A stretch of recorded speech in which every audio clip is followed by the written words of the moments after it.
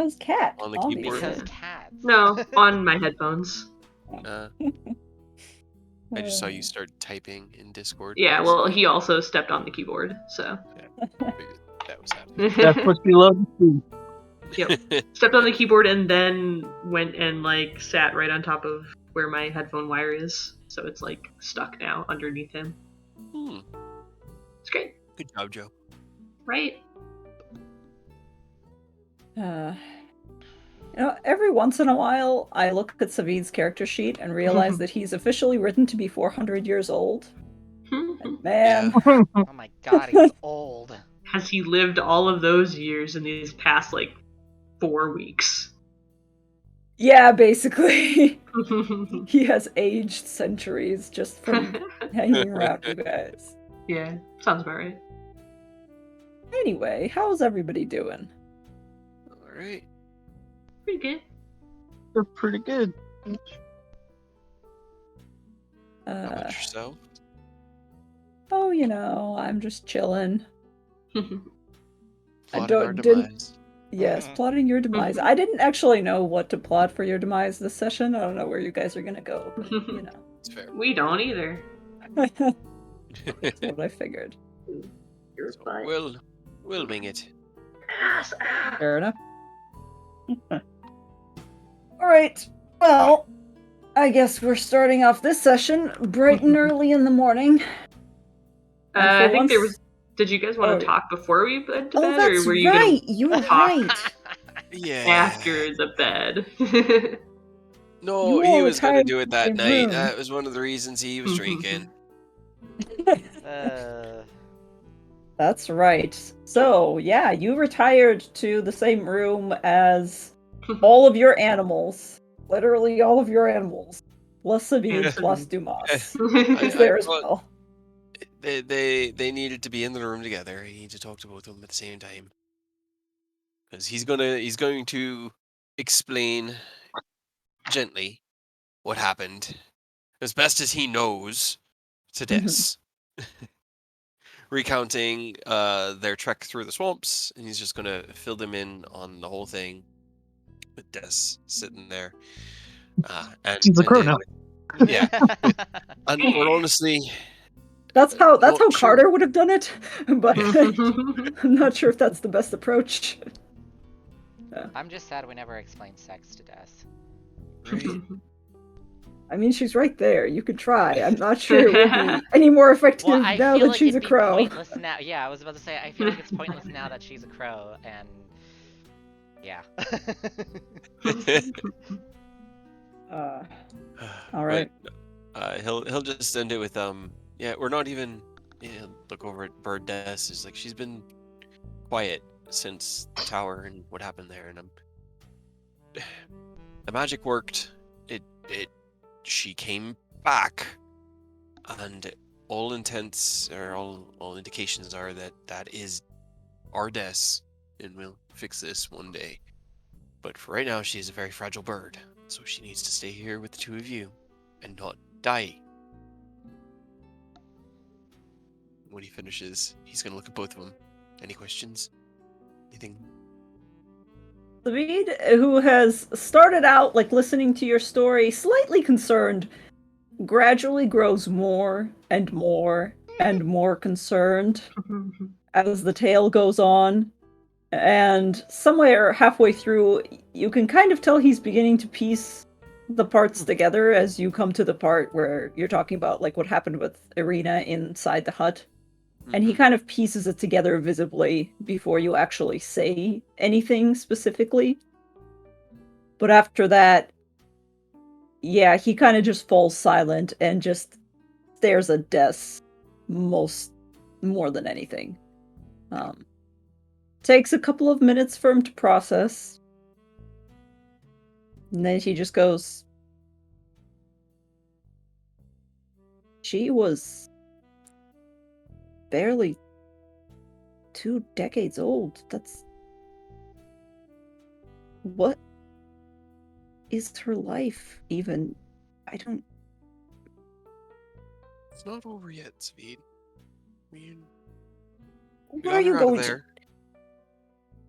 What are you going to do? I mean, He looks him in the eyes, and his eyes are very bloodshot, very watery. He goes, anything that I can, anything that can be done, I will do. But I can't do anything here. We need to keep her safe for now. And once we're out of Barovia, which we will get out of Barovia, that is the first thing on my to-do list, is get her back. no, he asks. He's kind of growing frustrated. This is the first time you've really seen Savid angry, I would say, probably. He's not really an angry dude. Yeah. He just kind of stares at you and looks back at Des and looks back at you and goes, how do you fix this? She's a bird.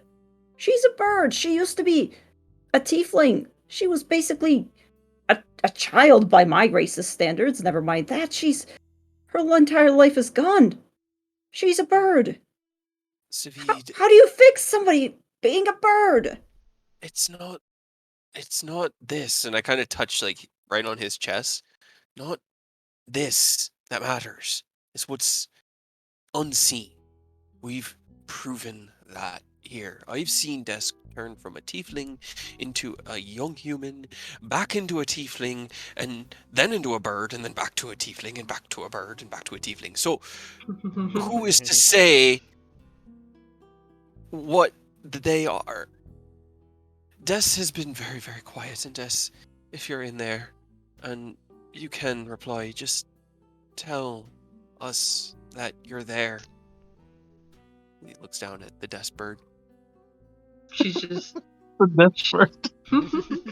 she's sitting in Savid's lap, kind of puffed up, and if a bird could pout, she looks over at you, just too dangerous.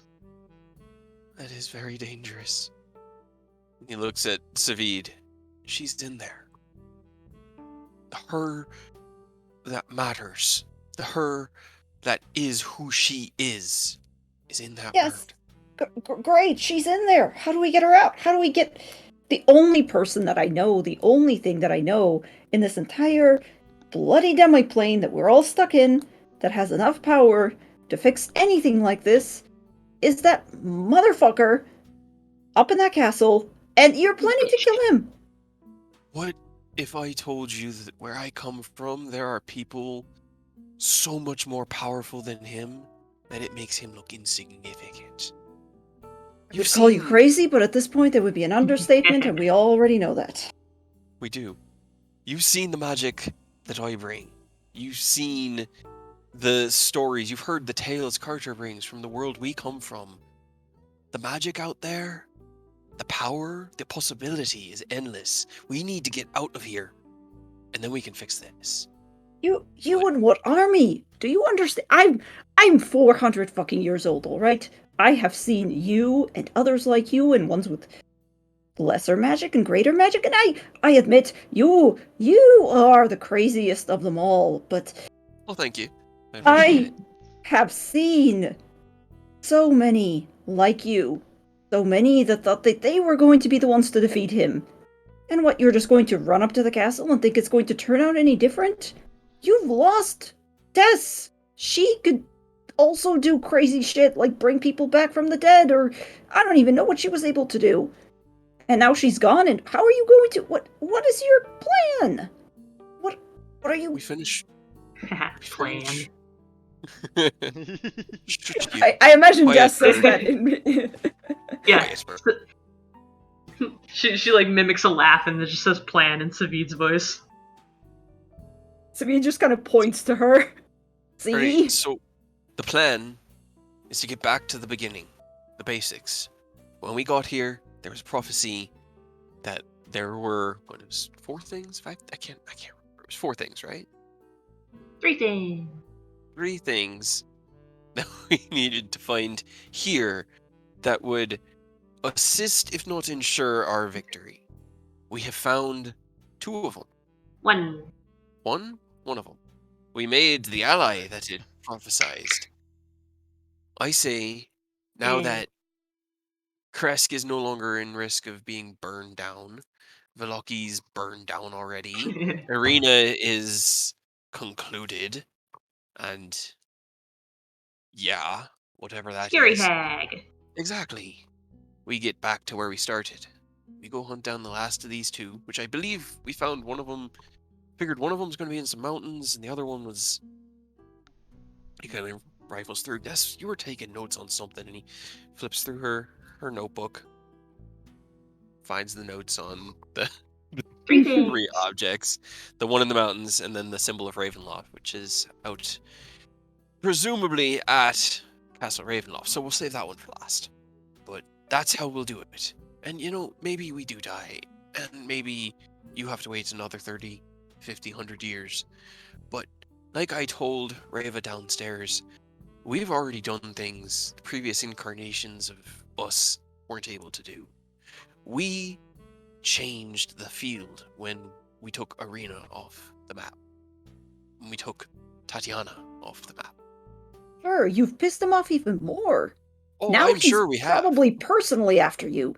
He 100% is. He sent a suicide bomber after me, and that's how Des died. I don't know what a So- bomber is, but that sounds terrible already. I'm not sure why you're not No. more worried about this. Oh, it's because I've gone past worried and I'm just pissed now. So I'm not concerned because I'm too angry to be concerned. Listen, you were talking to our new friend downstairs. Yeah, she's The- almost as crazy as you. Not quite. She might get there someday. Crazy is good. Crazy gets shit done.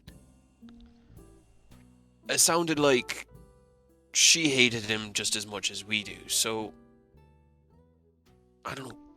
We won't be without help. We won't be without aid, and we won't need an army. Armies have marched against him and failed. We need commandos. Honestly, we need crazy. And you can't really say crazy without Grey. Jesus. Crazy, crazy. So he just kind of shakes his head, looks at Des, looks at Cray, looks at Des again, and goes, I need to go for a walk.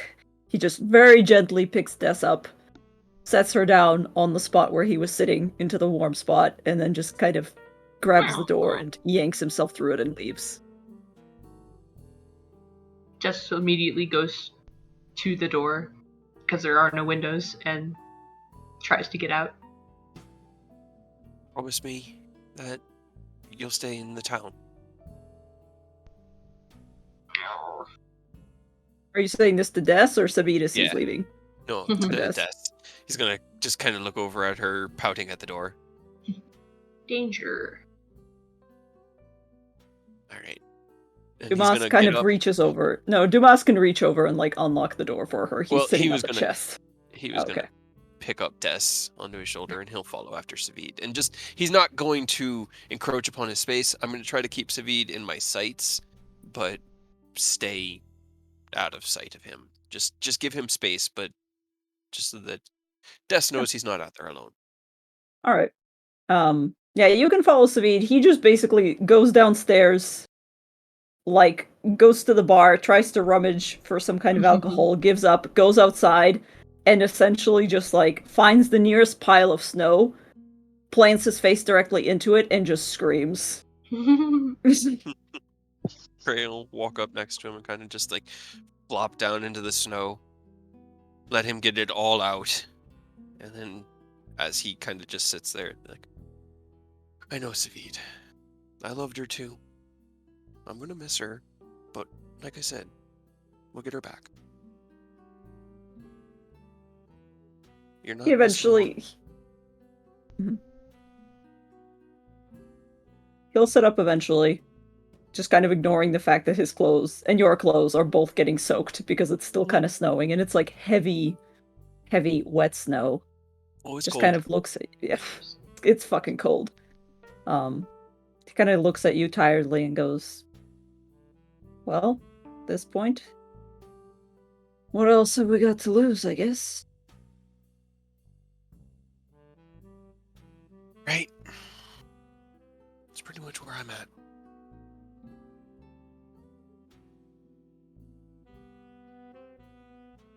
All right. I think they'll just sit together in the snow until it gets too cold, and then we'll Yeah.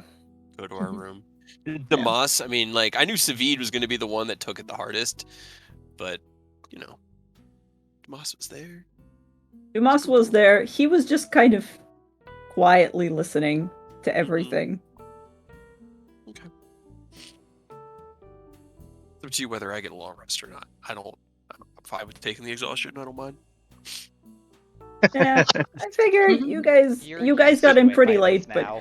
you can Yeah. you can also just sleep in. Like you don't have anything specific next morning. Oh my god, that's true. Oh god, that's so good.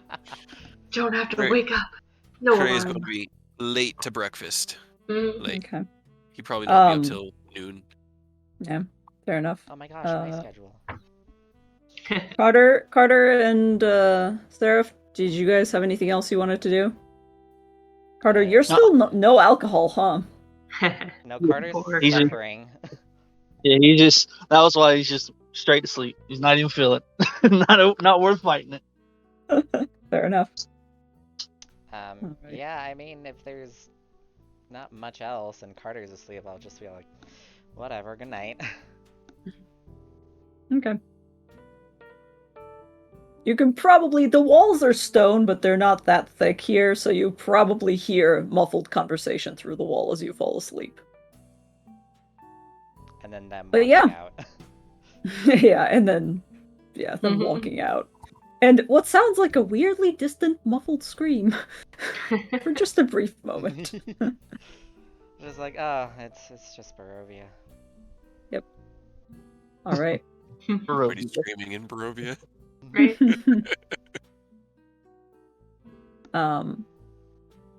All right. Next morning comes. Cray, I guess you're the last to get up. Who would be the first to get up? Raven would be up pretty early. I don't All know if right. first, but she'd be down back in the tavern, just kind of like tapping the table with one nail, waiting for someone to serve her. I will say that as you are I coming would down, come down as well, like later on, and be all like, good morning. Yeah. As you are coming down, Reva, you see that Dumas is already at the counter, and he's got, like, there's not a slab of stone, like a slab of iron, essentially, with an iron skillet, and you see him using a cantrip to heat it up, and he's got some eggs, like, frying on the pan on a cast iron skillet, and just as you, like, round the corner to see him, you see him turn towards you, and you see that he has just a raw egg in his mouth, and then he just very quickly closes his jaws and, like, eats it whole. Please like, tell as me. If he's trying to hide it, yeah. Please tell me you're cooking again this morning. Yep. He continues to go back to the frying. And then you just see me walking down. Yeah. He will serve both of you. It's a simple breakfast. There's not a lot of things here that they can do, but they've got, Dumas has procured from somewhere a whole assortment of mushrooms, they've got preserves, and stuff. So he's got, like, pickled tomatoes and, like, pickles essentially set out for breakfast, and he's also basically frying, like, 16 eggs. Plus some fried potatoes that he has procured somewhere, which are cut up, but, like, poorly, because he does have opposable thumbs, but, you know. Boss, do you want some help with the breakfast? Nah. It's fun. Okay. He just goes back to frying. Believe me, anything he makes is better than what Savid tried to do last night. What did he try to make? I think it was food. That's about as far as I could tell. That's concerning. Well, good morning, and nice to meet you. Glad you're not drunk right now. For now. Good morning. We did not properly introduce ourselves much. I mean, did I get your name? I don't remember. What is your name? My name is Seraph. Seraph Serenity. Okay. You made a comment about what I'm wearing. I mean, it's still about as blatantly bright as it was last night. What is your name? My name is Reva. Reva Corvinus. A pleasure to meet you, Reva. What brings you to this, in a sarcastic tone, oh so wonderful place of Barovia? To Barovia, I mean, what brings any of us here? Well, I'm here for a mission, unfortunately. You came here on purpose. Yep. Why would you do that? Well, you know, it's just a thing with my clan. Why would they do that? Who knows? Wow.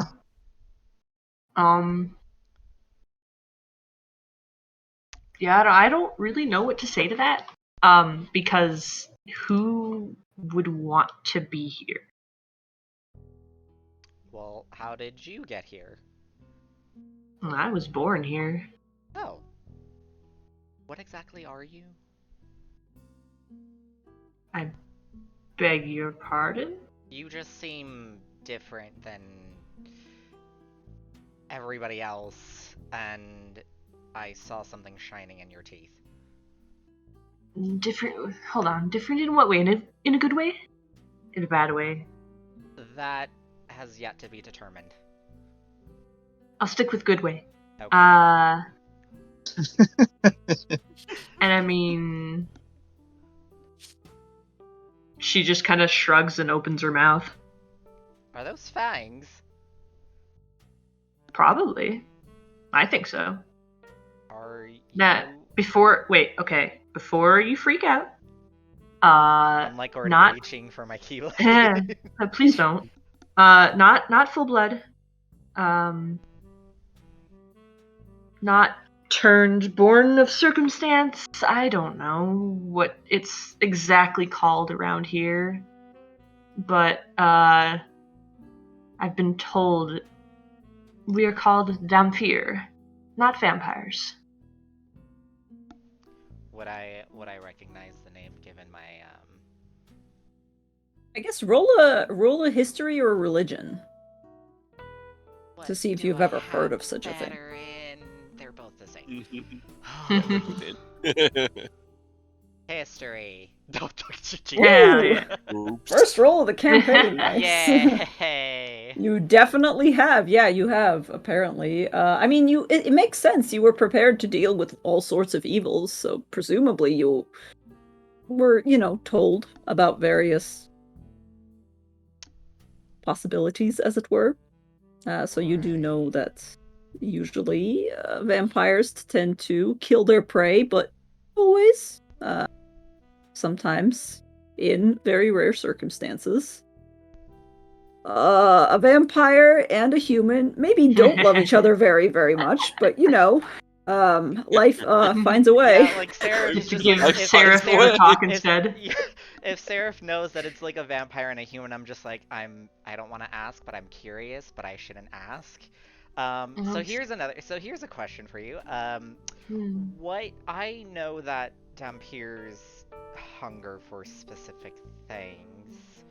I would say with a roll that high, you've at least heard rumors. You've never met one necessarily, so you don't know if they are just rumors or actual facts. Okay, but... let me rephrase the question. Do you feed on blood? Like normal vampires? Occasionally. I can eat normal food. It doesn't sustain as well as essentially lifeblood. But I don't need it not to starve to death. But if you ever got that craving, you would need human blood? I mean, I'd ask politely. Right. Dumas, who has been like frying the same 2 eggs in the skillet until they have burned, but has just been quietly listening, like looks between the two of you like he's watching a tennis match and goes, "Ain't a problem for me. Right? Not human." Dumas, you burnt the eggs. That's Whoops. alright. And he like scrapes them into his claws and just eats them anyway. And starts over. Well, at least he's Oh, not no. wasting food.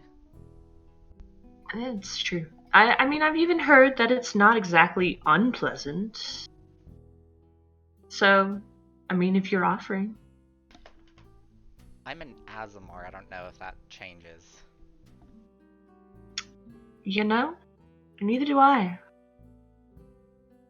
Ooh, I tried to eat a Fey Familiar once. It was really weird. Probably like that. They kind of taste like glitter.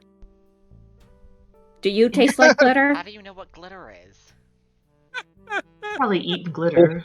I mean, If we were all there, I'm pretty sure we could all agree he would probably taste like glitter. If he's right, he's walking around. Let's be real.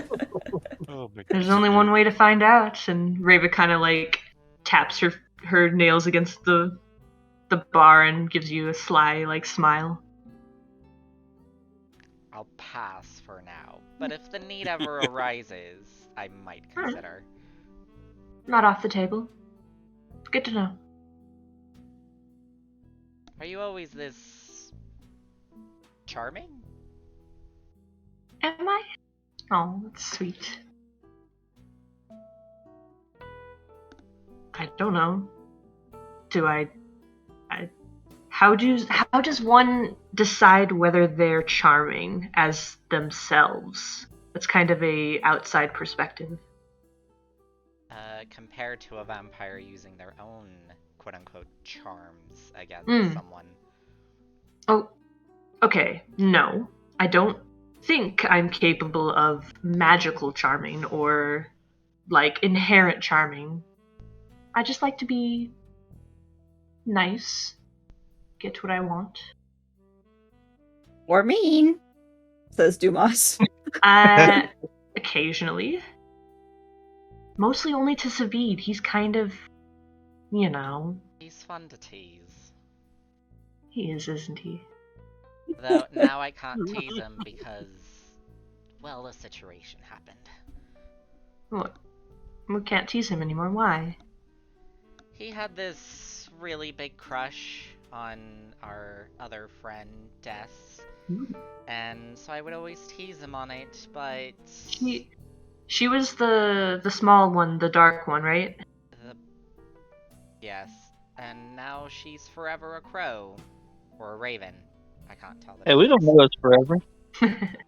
Well, at least forever in this place. The world is vast. She's a bird. Yes, that bird you saw, the half-elf. I was wondering where she went. I didn't exactly put two and Raven together. There was a situation turned south. She almost died, but she just became a bird. Huh. So... I'm not entirely sure how that happens. I've never heard of that before. Me neither. It's a new one for me, so... But like I said, the world is vast.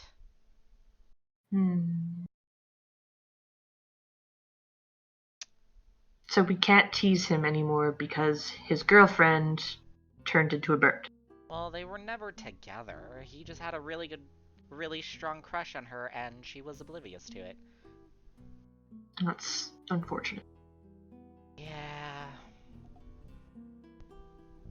I may as well try and be nice to him. Said with such disdain. Poor Savid. Yeah, poor little Savid. He's just having a rough time, huh? Yeah. Can't win.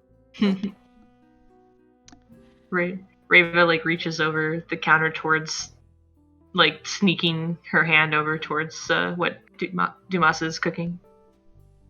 He's probably done while you guys are talking. Like, he's just set out several mismatched plates. This place isn't exactly stocked yet. They've only been there for a couple of days, so he's just got a couple of, like, some of them are made out of metal, some of them are very poorly made, just ceramic plates, but he's gathered up about 4 or 5 of them, and he's just dumping out a whole bunch of, like, eggs, fried eggs. Some of them are scrambled because he fucked up. There's a bunch of, like, fried, basically pan-fried potatoes with whatever spices he could gather. And a plate that he kind of sets out a little bit further from you guys, which has a bunch of, like, fried mushrooms on it. But when you reach for them, if you do reach for one, he goes, so you aren't human, but I don't know if you can eat these. Just be careful. But then he reaches for one and eats it. Wait, are they special? Are they regular mushrooms? I mean, I've been able to eat eggs. He's kind of like still got a full mouth of mushrooms and goes, I don't know, I can eat them. But sometimes when humans eat some mushrooms, it's fine. But sometimes when humans eat some mushrooms, it's not fine. And then sometimes they die, and sometimes they get more interesting. But I haven't really made a list. Maybe I should make a list. I have to ask, do you gather the same type of mushroom every time? Do they have differences in physicality of the mushroom versus the effect on the person? Well, kind of plucks one out, and it's fried, so it's lost most of its color. Kind of plucks one out and goes, this one's usually fine. He reaches for another one. This one I'm pretty sure would kill a human. He eats it. So you just keep them all together in the same bowl? Well, I eat them together. The flavors are interesting. Here, you can probably have this one. Makes people kind of loopy. I don't know if it'll work on you. No. She holds out, like, a small piece of mushroom. I'll hold on to this for now. I apparently have some people to sway first. I should keep a level head for the moment. Where's the fun in that? So the monster up a breakfast feast is what I'm hearing. Kobolds can eat a lot of things. Because I feel like we might sleep in, but if we could catch a whiff of some good food, that might motivate at least Carter to get up. I'll say after like half an hour, it definitely wafts upstairs. If you walk down at that point, Reva is pushing one mushroom towards Seraph. It's just like, I mean, he said it would only possibly poison you, and if it does, I can fix it. Just try it. No. But I want to see what happens. Then you eat it. Oh, I don't want to see what happens to me. So I want to see what happens to you. Suffer? I told you, if it's bad, I can fix it. Try someone else. Yeah. Try Carter, Strahd. And on the way through, he'll kind of knock on the door, be like, breakfast, I think it's pretty good. I'm going to get down there before it's gone. And then haul ass downstairs. You hear a very tired, thank you. Oh, so tired. He'll be about 5 minutes after Carter. All right. He'll wake Savid up and, get his armor on. Actually, probably won't even put his armor on. Savid is, weirdly enough, like, because elves trance usually, what Savid is, for the first time since you've met him, is probably just sleeping passed out, hard as fuck. Just on the bed. Doesn't even move. Just gives him a little rock on his shoulders, like, oi, smells like Demas is making food downstairs. Oh, great. Better cook than I am. Go get it. A little high bar. I've had your feed rations. Come on, let's go get some food together. Don't eat the mushrooms. I'll be right down. Noted. I'll head on down. A few minutes after Blonde guy, you try this. He's gonna take a hard pass on that as he scoops a little bit of everything else. I definitely heard him tell you some questionable stuff, and I heard Seraph over there declined for a weird reason, and I don't want any part of that. I already can't drink. I don't want to not be able to eat too. But I Dumas is like, no, Carter, we like Carter. He's a human. No, wait, that's the other one. No, No, he no. looks human. No, you got it right. He smells human. Yeah, so don't want to kill Cray him. is the Don't eat these ones. half-human man.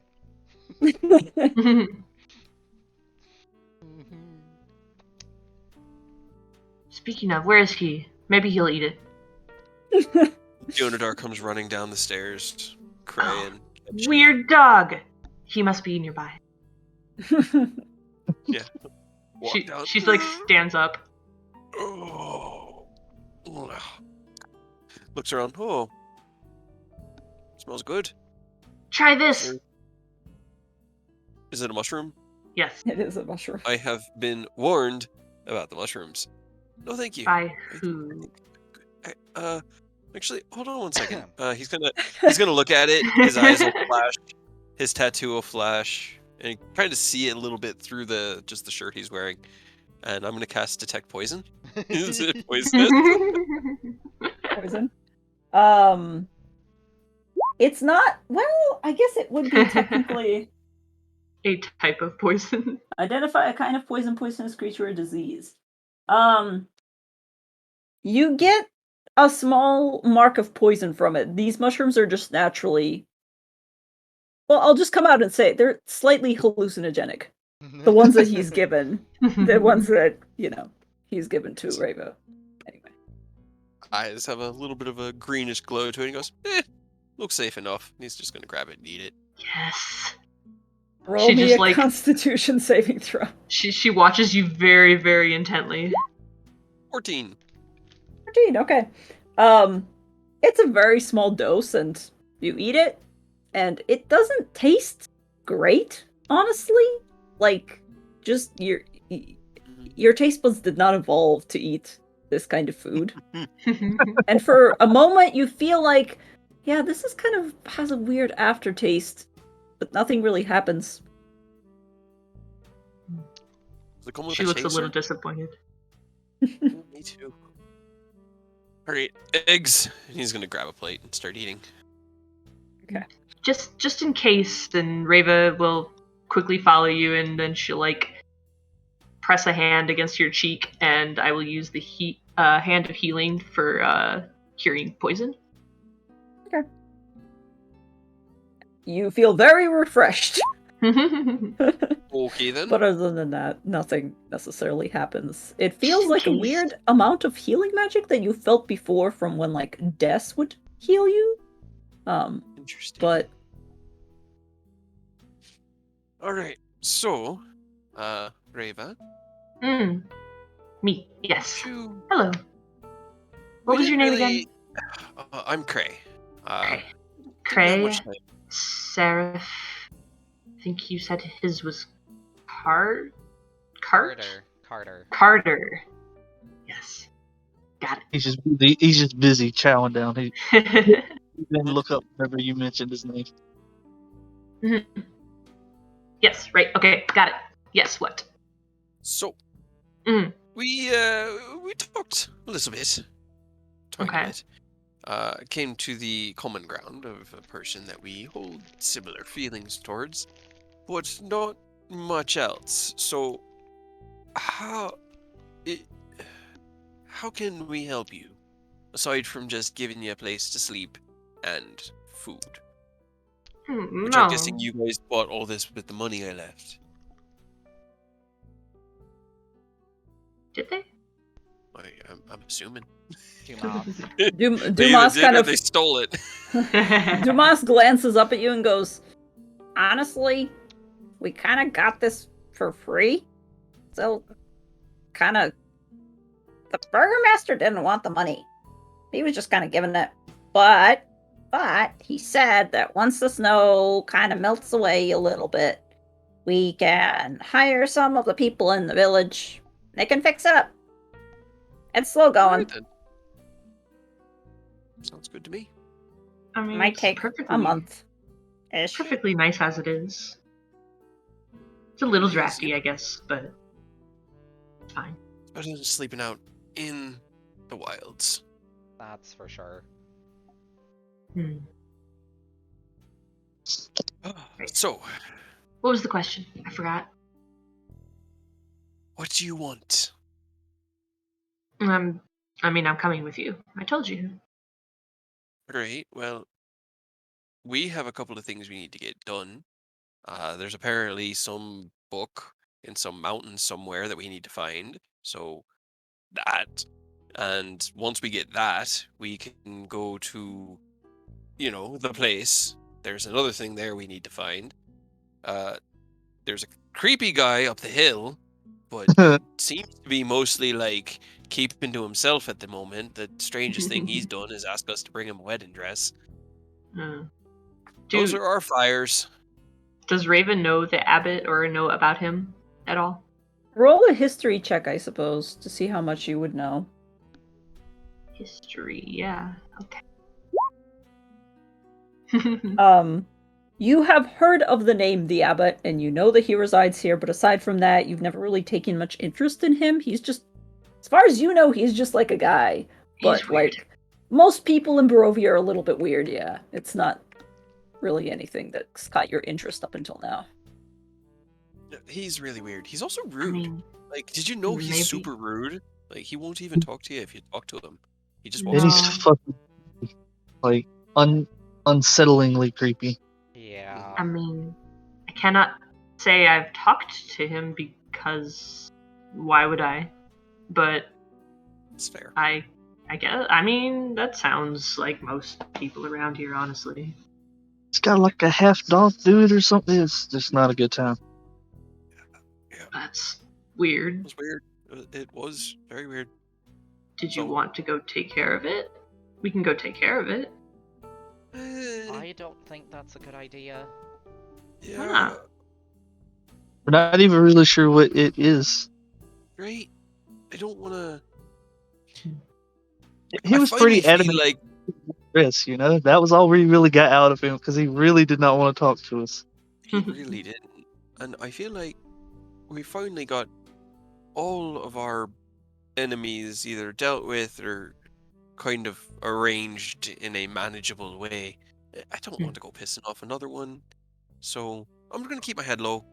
Just make sure Later. this town doesn't... Yeah, we'll save it for later. Maybe if we can bring the daylight back, we can deal with that. Because, he's definitely not human. And, that's not a bad thing. But Yeah. usually... she I just can kind of like do that. looks up and like over and around, like not looking at you when you say that. No, I mean, it's obviously not like that. I mean, I'm not human. But he's not...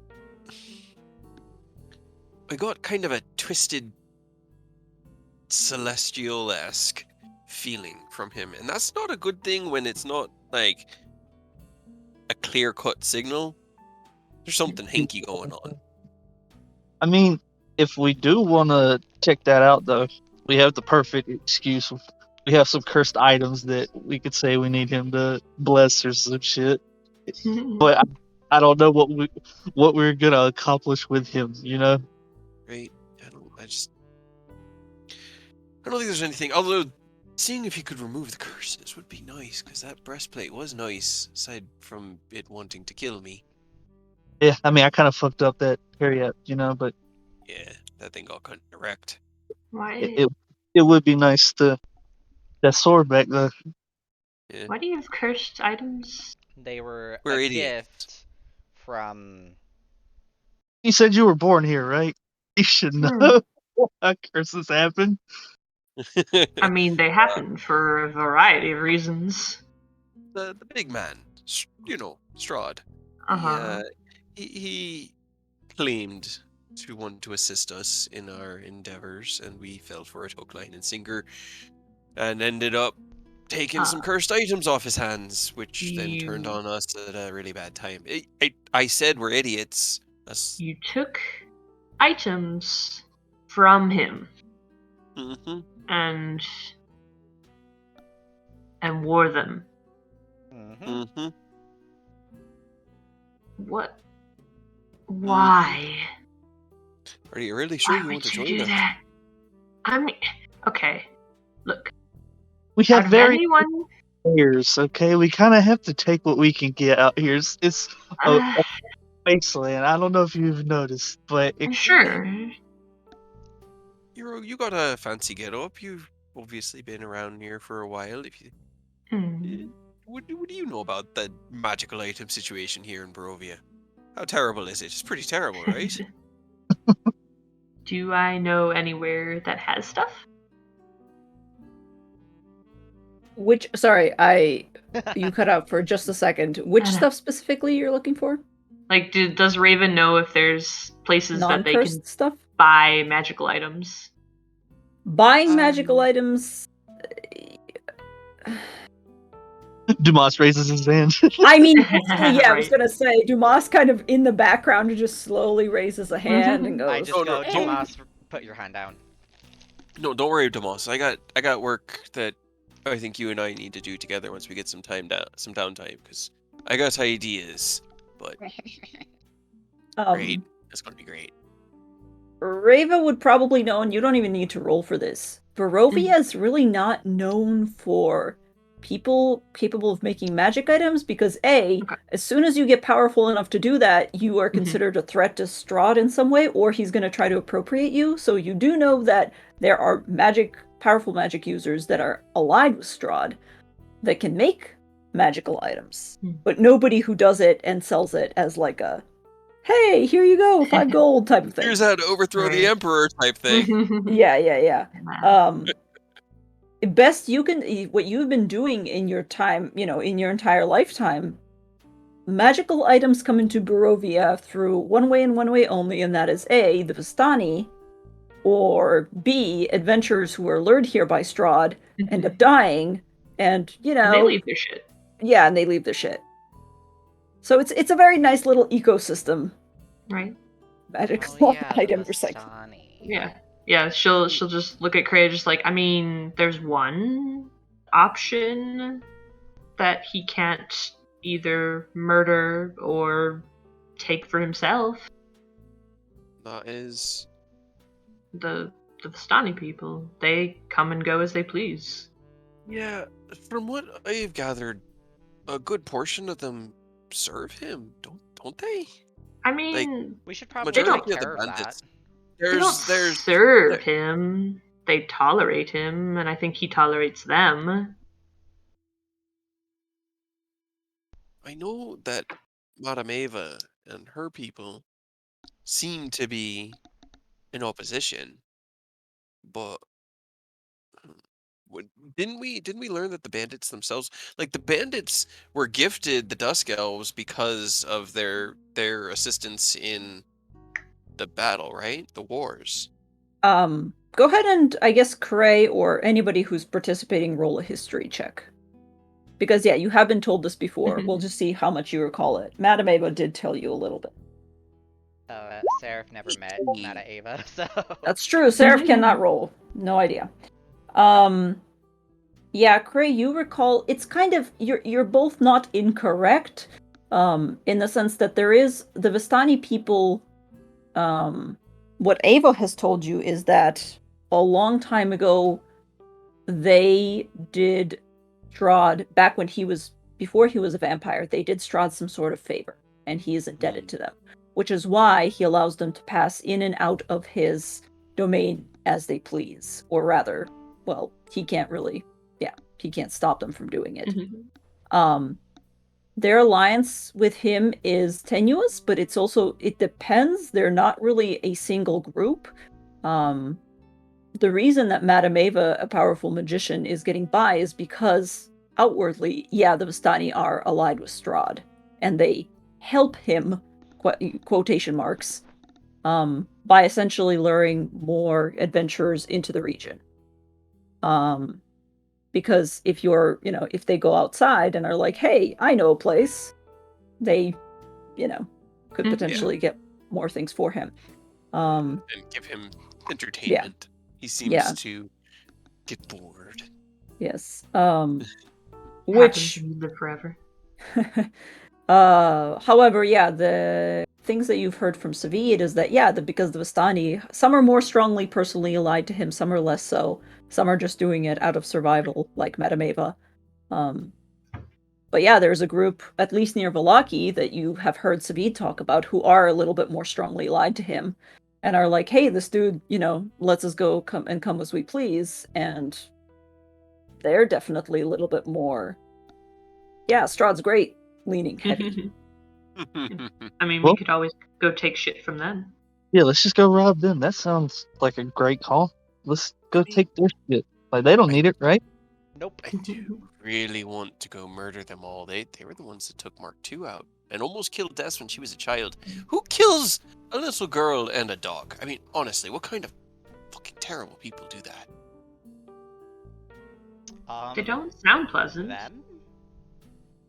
Apparently.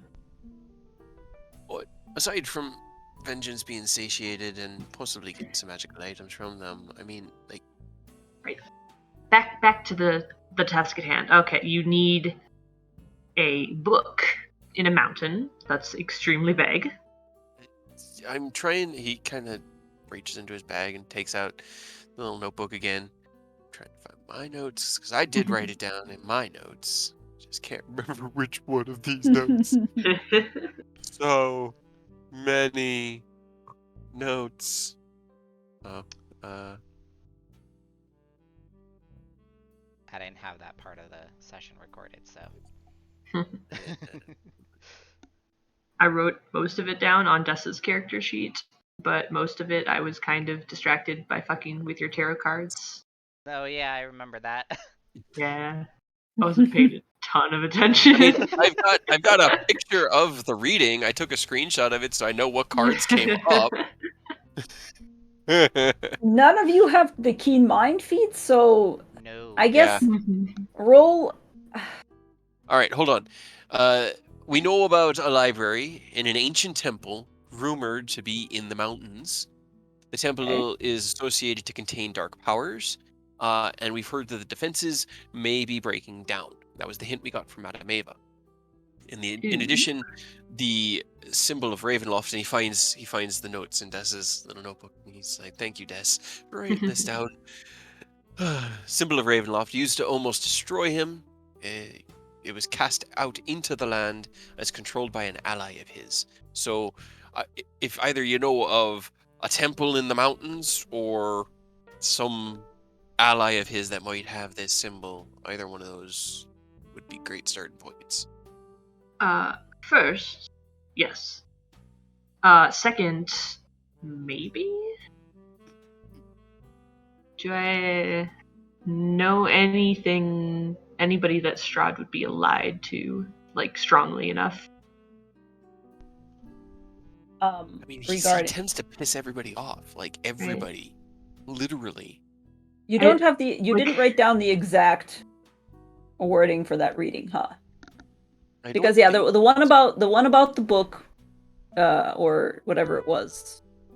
That was and just the temple, what the notes that I had. But another ally. Oh man, I'm wondering how much I can give you, because I remember I wrote it down for myself because I knew that I would forget. Roll me an intelligence check. Roll me an intelligence check, Ray, I guess, to see how much you remember about this reading. 17. Okay, it's not bad. He thinks, he closes his eyes and like pictures himself in that tent, sitting around. Carter's there with a couple less scars. Seraph's to his other side. Des is there with him. Flora's there with him. I've gotten so used to calling you Seraph now. I'm fucking it up in the other direction. Flora's there with them. He doesn't even have.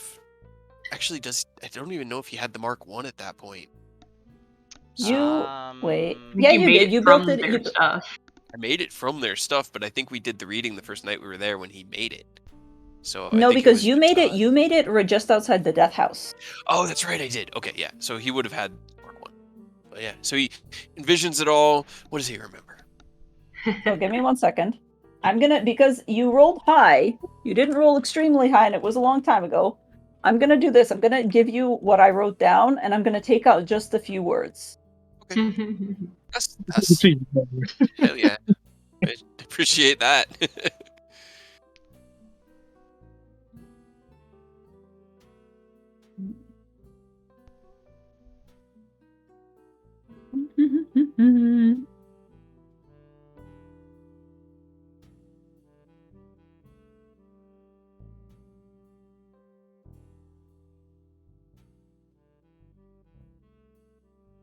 While he's sitting there picturing it, he turns to Carter. When was it we were supposed to tell Ismark to come home? That was anyway.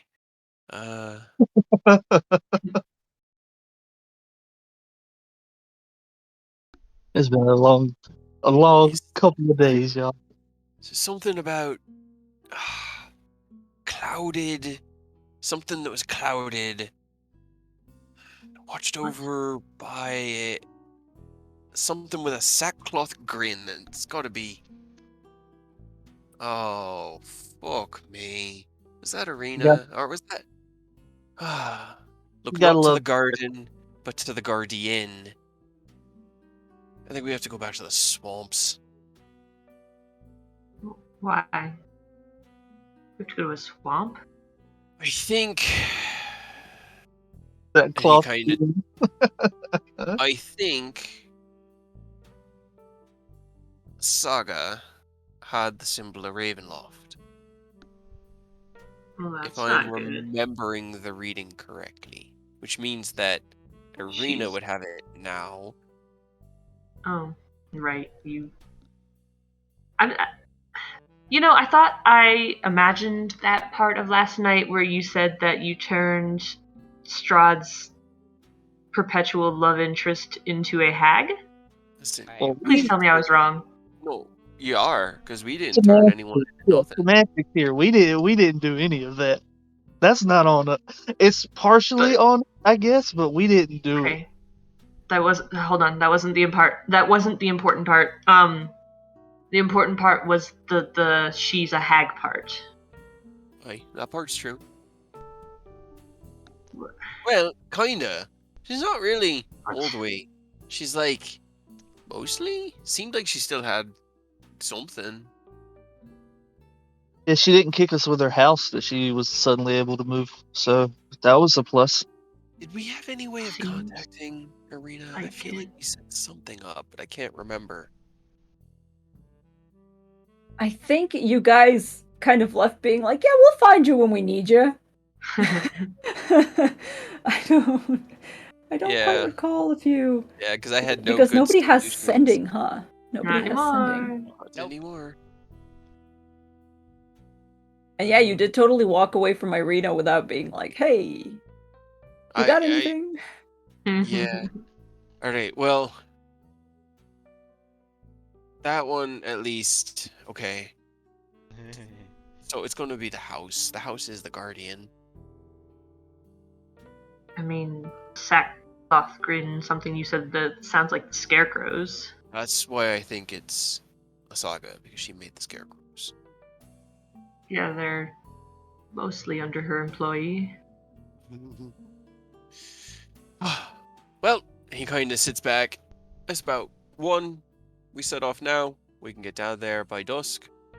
We'll just get to the edge of the swamps and start yelling for her. You got a better idea? What's a plan? Hey, you're the one who wants aboard this boat. If you want to steer it, here are the reins. Otherwise, here we go.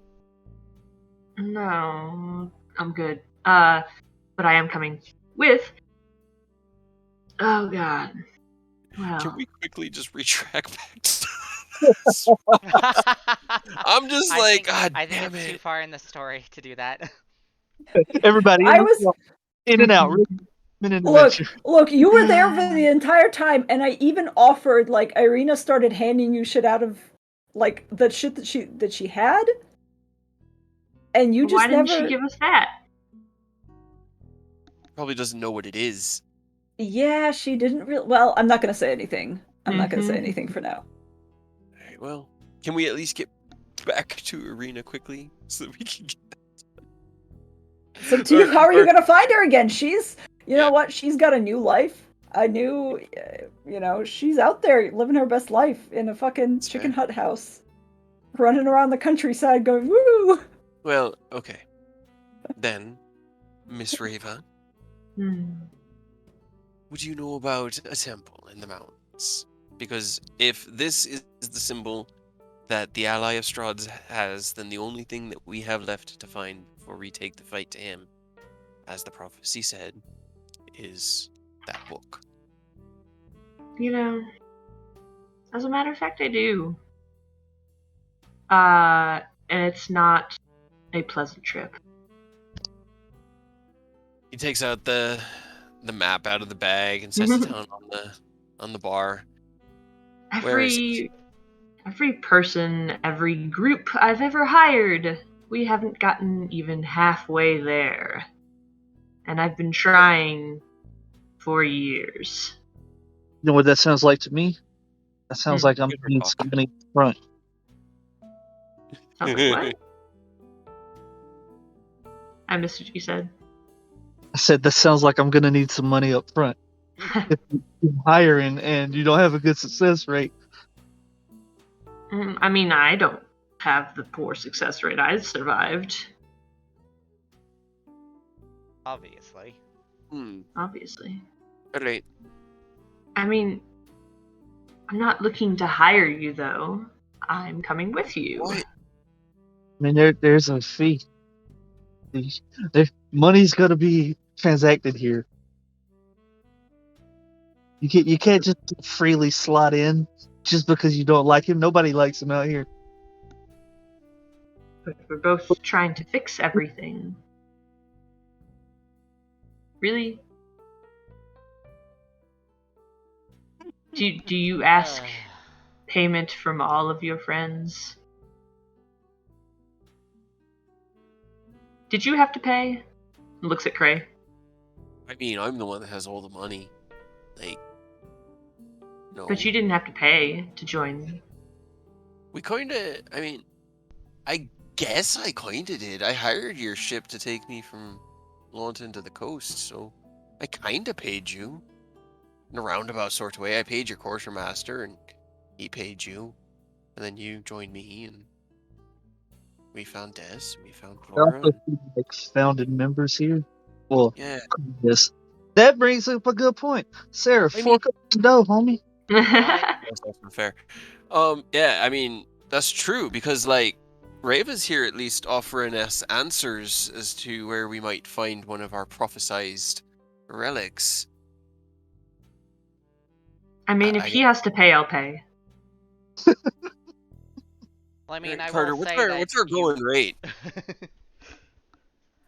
Dumas at this point leans over to Rava and just kind of stage whispers, "They paid me a lot of money to stay with them. Just saying." No, They paid you? How come they paid you? Can you sneeze magic potions? Because if you can, you don't have to worry about paying, actually. That's pretty cool. I mean, I don't sneeze, but I have a little bit of magic. You sneeze magic? Dumas gives you a thumbs up. I'm learning so many new things about you, Dumas, today.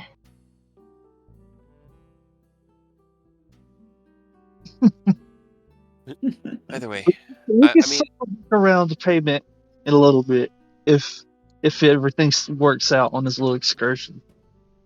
Yeah. So if you survive and don't die, then I have to pay you. Or if we survive and you don't die, yeah. We don't good track record. Like, the price isn't gonna be hefty, whatever it ends up being. We're pretty reckless. So honestly, I'm sold just by the fact that she knows where to go. The sheer fact that she has an idea sells me. I do. See, I'm willing to see how far we can get out of this. I mean, it's a group effort here.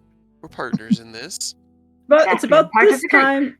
It's about this time that Savid shows up around the corner, and he's got, like, Deathbird perched on his shoulder, and he goes, "Look, you've been a bird for barely 24 hours, and the infighting has already begun." David, you also haven't paid. Savid just looks at... He looks exhausted, and he looks at Carter, and he just goes, "Oh, fuck off." Damn. I like this Alright, side so of him. Where's this book in the mountains? You said you know of, right? Here, give me the map. Do you have more of this map?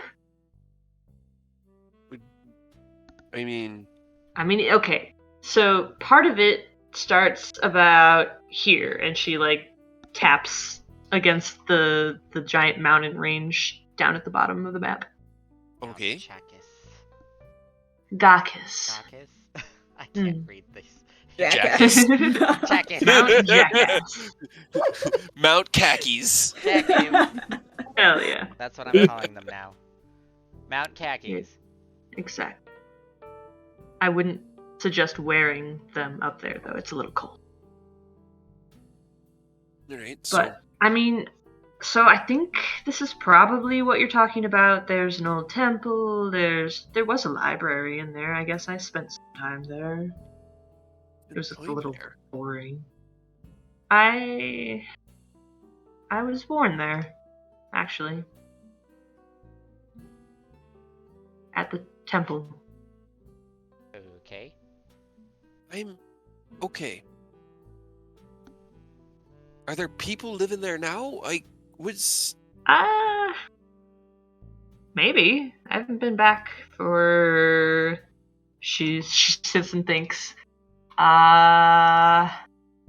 202 years.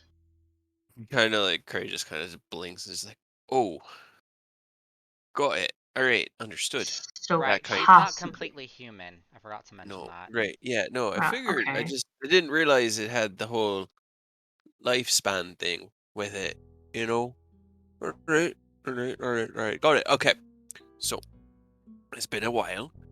Good to know. Yeah. I mean, it looks like, and he go ahead. She just, like, sits and crosses her arms. It's just, I mean, my mother needed somewhere safe. She picked there. It was apparently the best option at the time. I grew up, learned things from the people there. But the cursed part and the temple part, and that sounds pretty... Was it familiar. cursed there at that point, or was it chill? There was talk of things that were weird around the temple. I don't know if they thought it was a curse yet at that point, or if they just figured shit was going down. It was probably cursed by that point. I don't know, honestly. Honestly, this whole place seems pretty cursed. Right? Like, what's the difference? Alright. Well, looking at the map here, it looks like it kind of goes down past the southern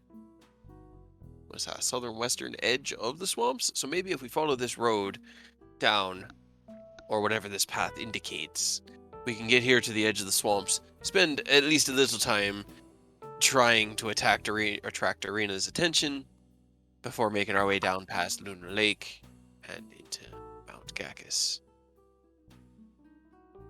Sure. Okay. What should we know about what we're getting into down there? Like, you've made this attempt before. What kind of defenses? I mean, all we've heard is that they're going off. The problem is that we never really made it past the mountain part to get into the temple part. The mountain part is the part that is cold and treacherous and deadly, and they fall off the mountains. I didn't have a whole lot of, like, competent people to hire before. Alright, well... You seem slightly more competent. from what I've seen, although you did burn down Velaki, and that was slightly... No, that was not our fault. I may claim partial responsibility, but it's not our fault. Okay, sure. But either way, we did, sort of incite revolution a little bit beforehand. 100% did that. Part of the leadership. The downfall of the burning part is the fact that you took out both sides of the leadership and then left. I mean, everyone was kind of awful. You knew the people there. That's true. They were.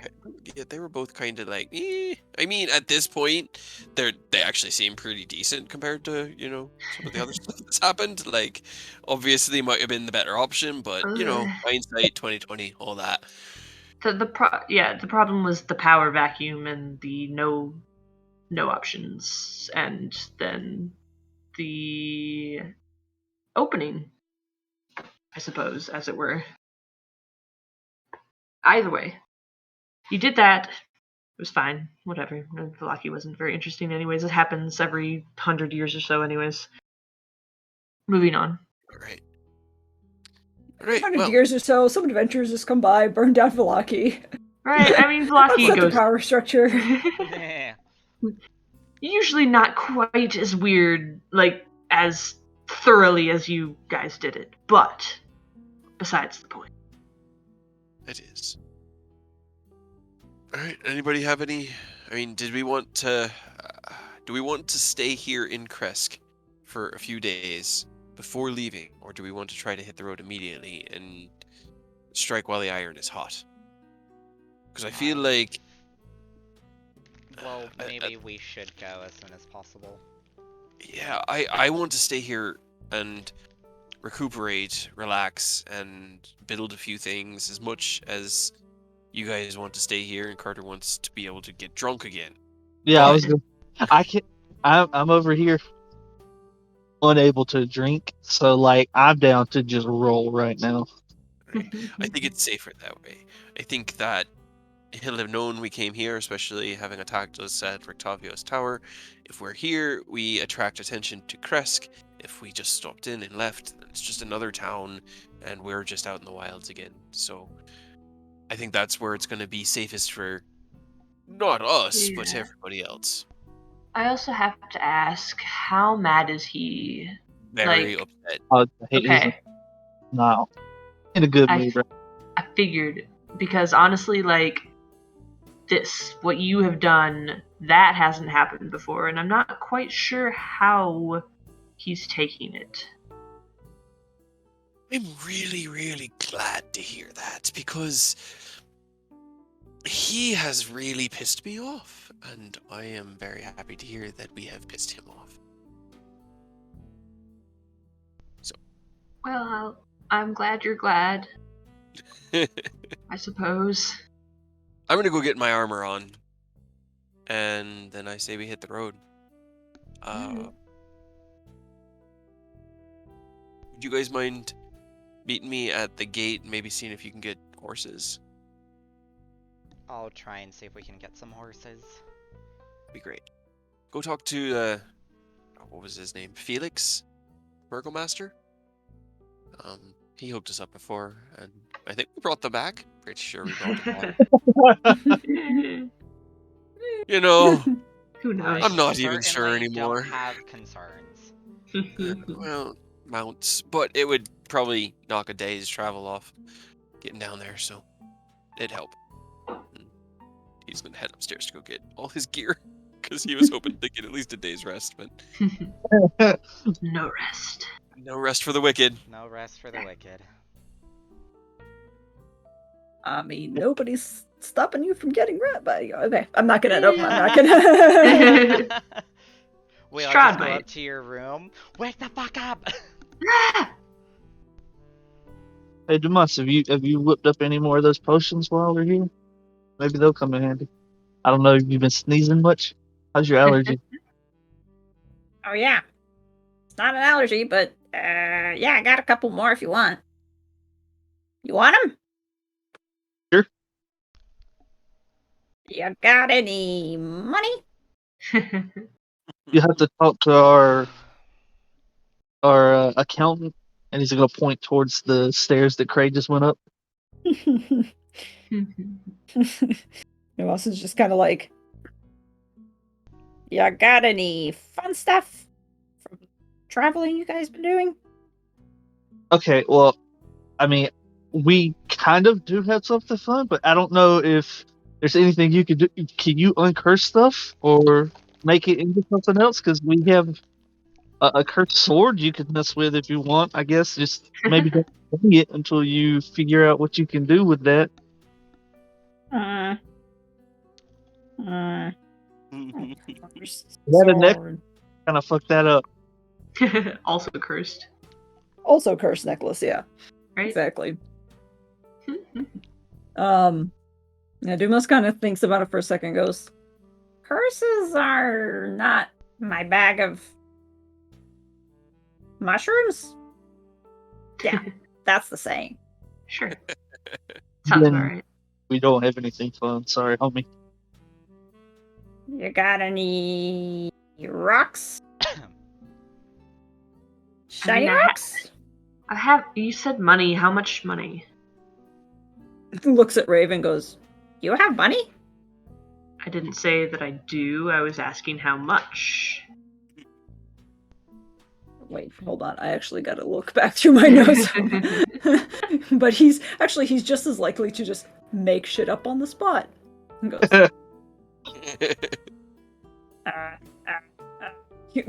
he's visibly sizing you up and down, trying to decide how much to ask for. 10 gold. 10 gold. Wow.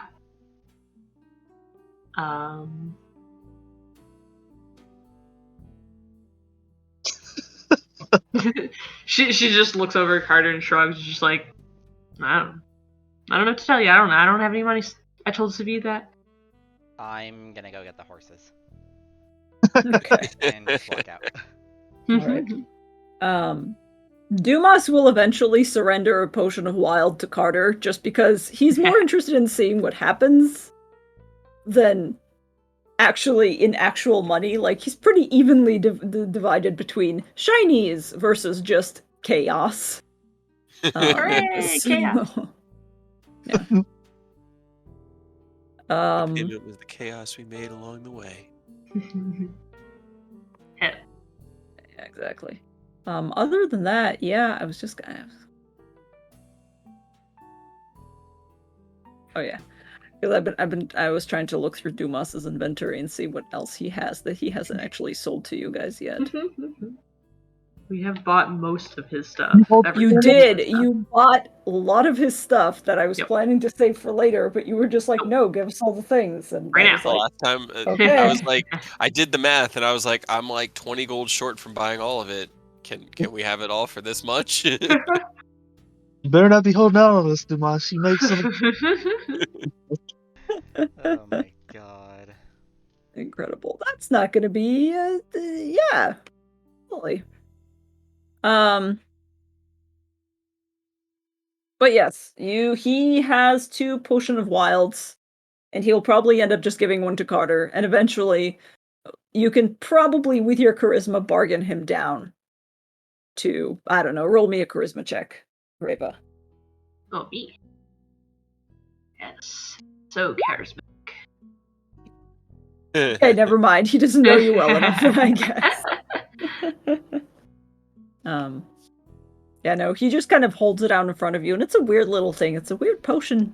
Just swirling weird chromatic energy that's in there. Has a viscousy kind of thing, kind of texture.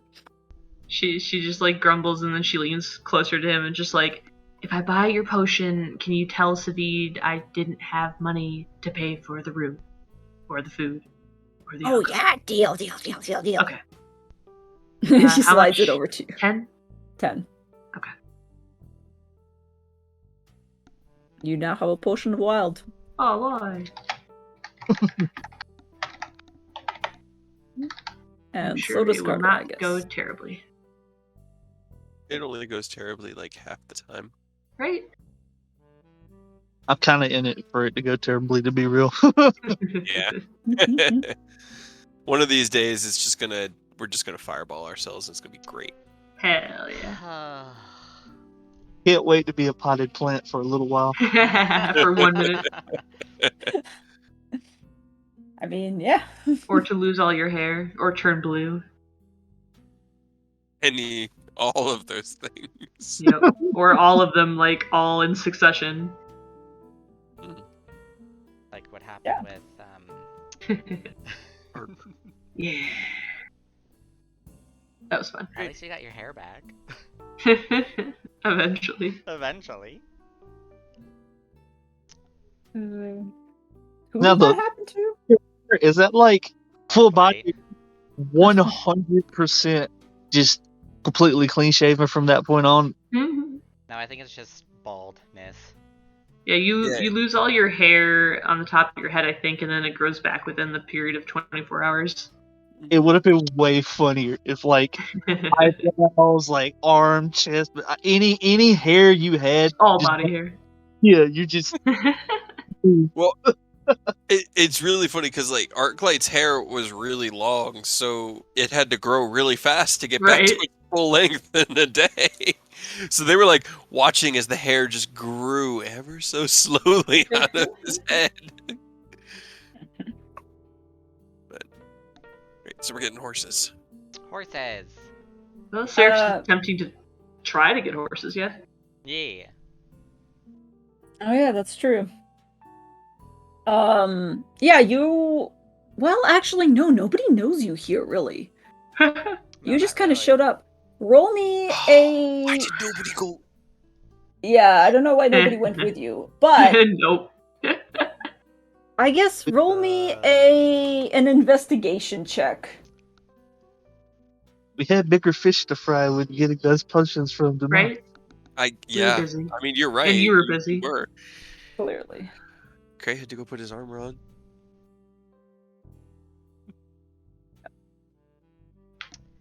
My investigation.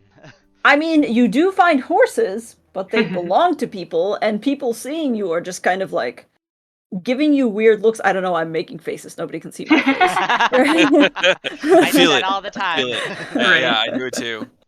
I just need to break down and get a webcam because I make faces constantly. Yeah, exactly. I've considered it. No, but yeah, they just kind of give you looks like, who are you? Why are you? They're not necessarily like, hostile towards you because they've seen you walk around with people who have clearly helped the town, so you are recognizable, but they've not actually personally met you. And as soon as you like approach being like, hey, where'd you get those horses? They're just like, okay, bye. So unless you want to like specifically go in on someone and be like, hey, horses? Give me your horse. No, I'll probably be all like, hey, where can I get some horses for traveling? Kind of, you probably approach what is an older woman in like her late 60s, and she's just got a hold of a single horse that's pulling a cart behind it, and she goes, what are you looking why are you looking for horses? What sort of horses? Who are you? I'm with this group of mercenaries, and I was told to get some horses. Right. We send him down to the store to get help. You did. Headlight fluid levels. Yeah. You did. Yep. You only have yourselves to blame. Well, to be fair, you were absolutely the one that was like, I'll go get the horses. Right. Yeah. And then we got sidetracked. Yeah, Carter, you could have just said, oh, let me help you because you don't know your way around the town. Nah. Way more important things to do. Oh, yo, I thought we were meeting at the gate. Nobody went with him? Were we supposed to? This is happening. This is conversation happening at the gate when you've already all met there. And Sarah's still not back. It's like, you guys have the cart all nice and ready, and you're just like, where are the horses? Where's Sarah?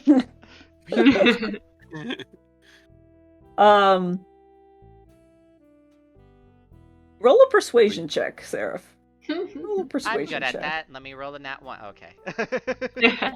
That's a dirty 19. Oh, not bad, not bad.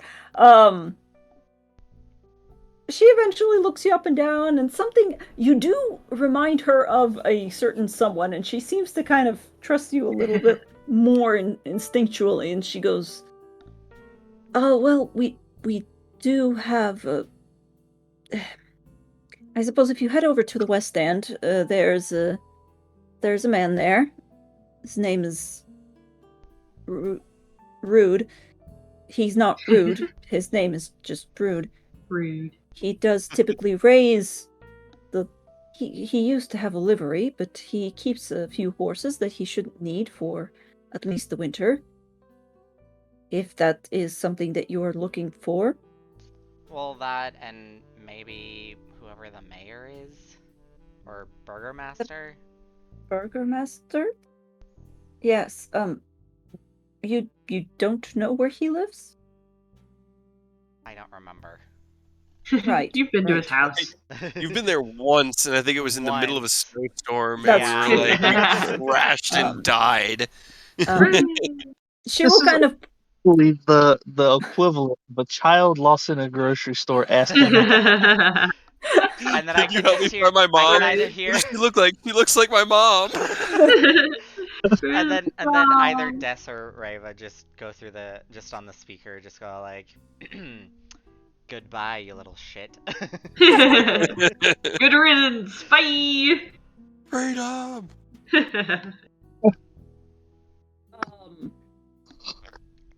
yeah, she points you out. So there's basically what used to be a livery on the west end of the city, and then for the burgomaster's house, she points you back down south towards the gate.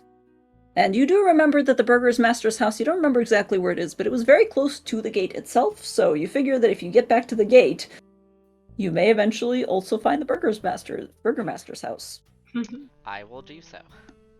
Okay. Are you going to the burgomaster's house, or are you going to look for horses? To the burgomaster's house. Okay. Because I feel like I'd have a better chance at getting horses with him. Just for fun, roll me an investigation check, just to see how quickly you find. Nope.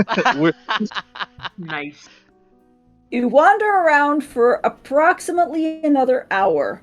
Where is your friend? Does he usually take this long? No, that's after a good amount of time. He's like, let's go find him. He probably.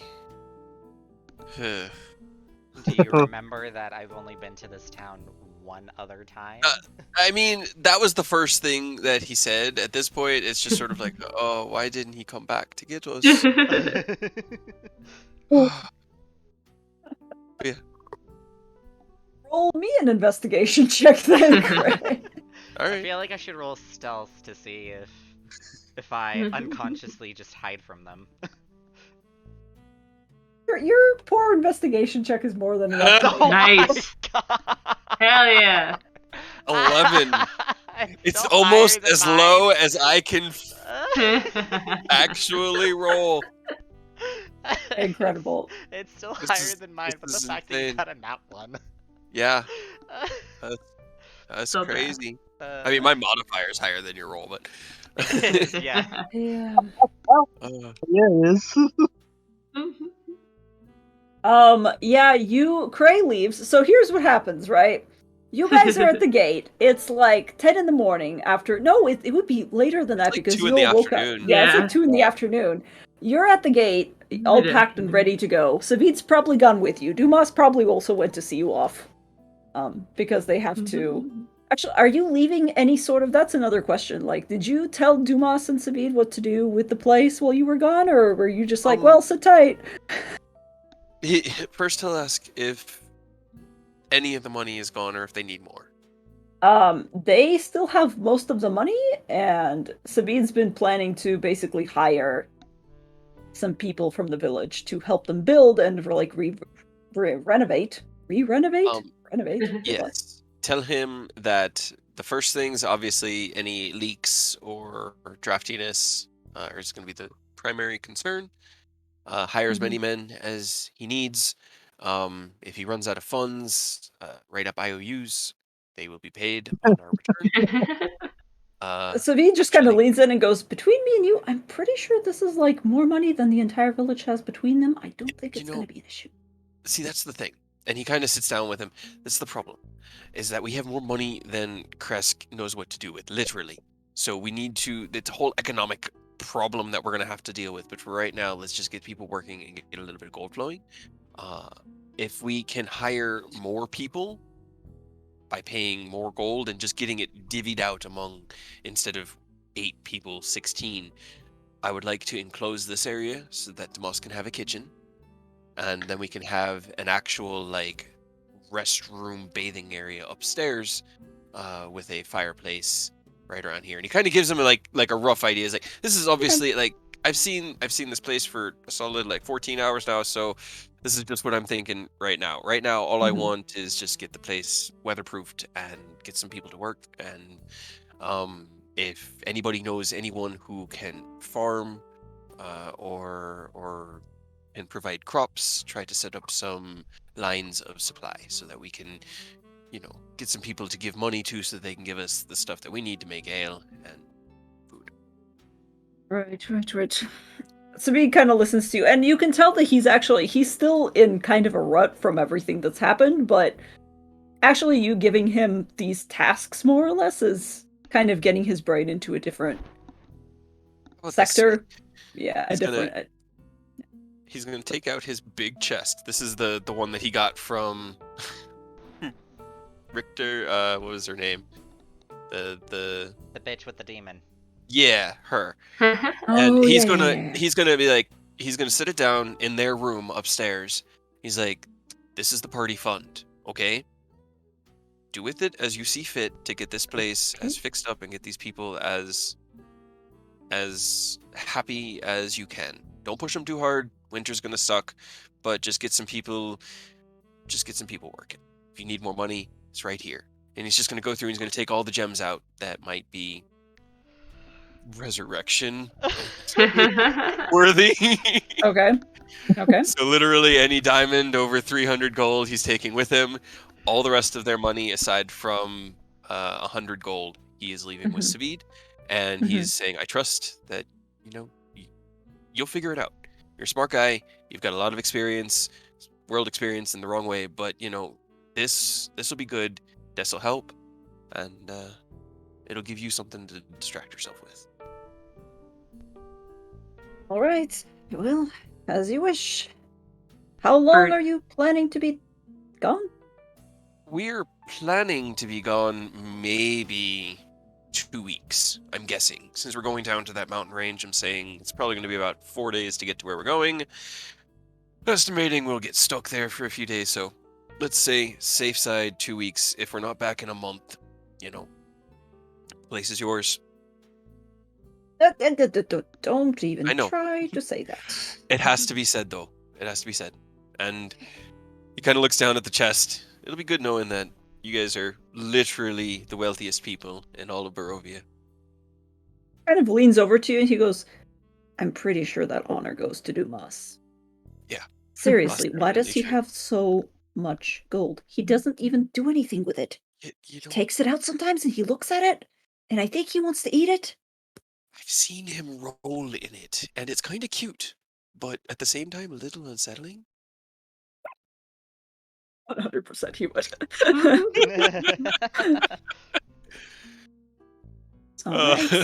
So yeah, that's what Cray does with Savid before we finally head down, and that probably eats up the hour or so that we wait for. He comes back down after that and goes, "Is he still not fucking back yet? Nope. Has he not come and gotten any of you? Like, Nope. really? He's just wandering around out in the snow by himself. Hasn't figured out that he doesn't know where he's going. Not even the slight sign that he's even considered coming back. All right then, we head out. Let's go find him and see if we can figure this out ourselves, and we'll head out at about 2:30 in the afternoon to try to find Seraph somewhere in Kresk. Rolling a natural 1. Incredible.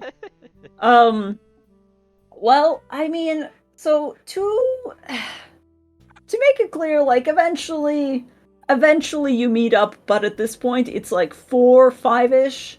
You meet up at the Burgermaster's house exactly as Seraph is like, "Ha! I found it! It's right here!" And then you look across the street and it's like the other 3 of your party, well, probably more than that because probably Sabine and Dumas are also there. And you're like, "Hey, there you are!" It's like down the street from the inn. Yeah. No horses though. Wow. Have you been just wandering around in the snow? No, I was gonna ask him to help me get horses. Why didn't you just go there first? Right. Is he not home? I don't know. I Is haven't everything checked. alright? There's just a sigh. It's been like 4 hours. You've been standing out here quietly waiting for him to notice you. No, I was about to knock. Why didn't you do it 3 hours ago? Because I didn't know where he lived. What? He lives right there. This is my Did you know second where he time lived, in this Reva? town. Dumas Actually, he leans probably would've- over to Cray. Actually, no, Dumas has probably been surfing on your shoulder this whole time. He just leans in and he goes, "Are you sure you don't want me to, like, go with you?"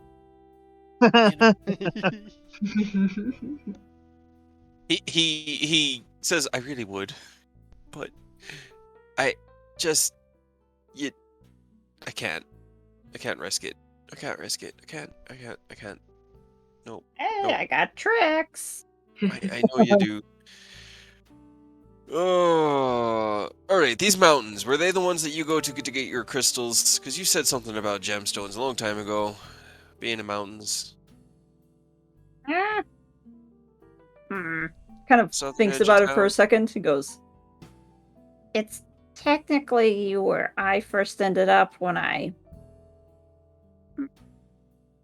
Anyway, yes, probably, maybe." It was all kind of a Maybe. blur. I came down a mountain when I first got here to get back off into regular land. Yeah, that seems to be the hard part, is getting out. What Look, do just you- knock on the door. Yeah. Seraph, knock on the door. I got to think about this, because that's actually a decent knock, enough knock. point. You might have insights.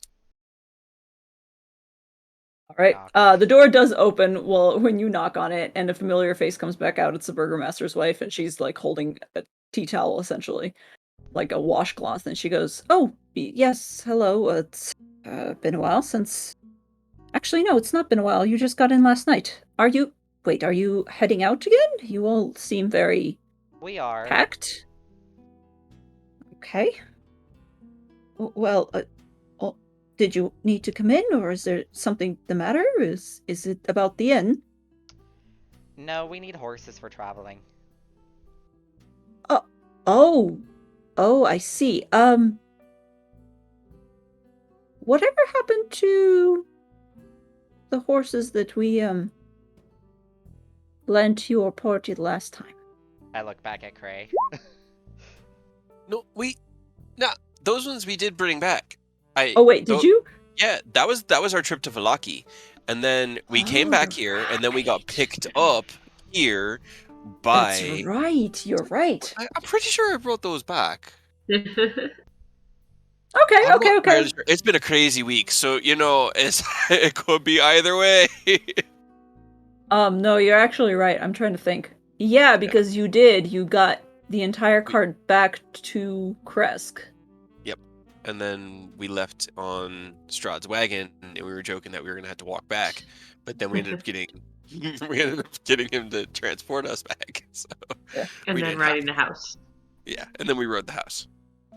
All right.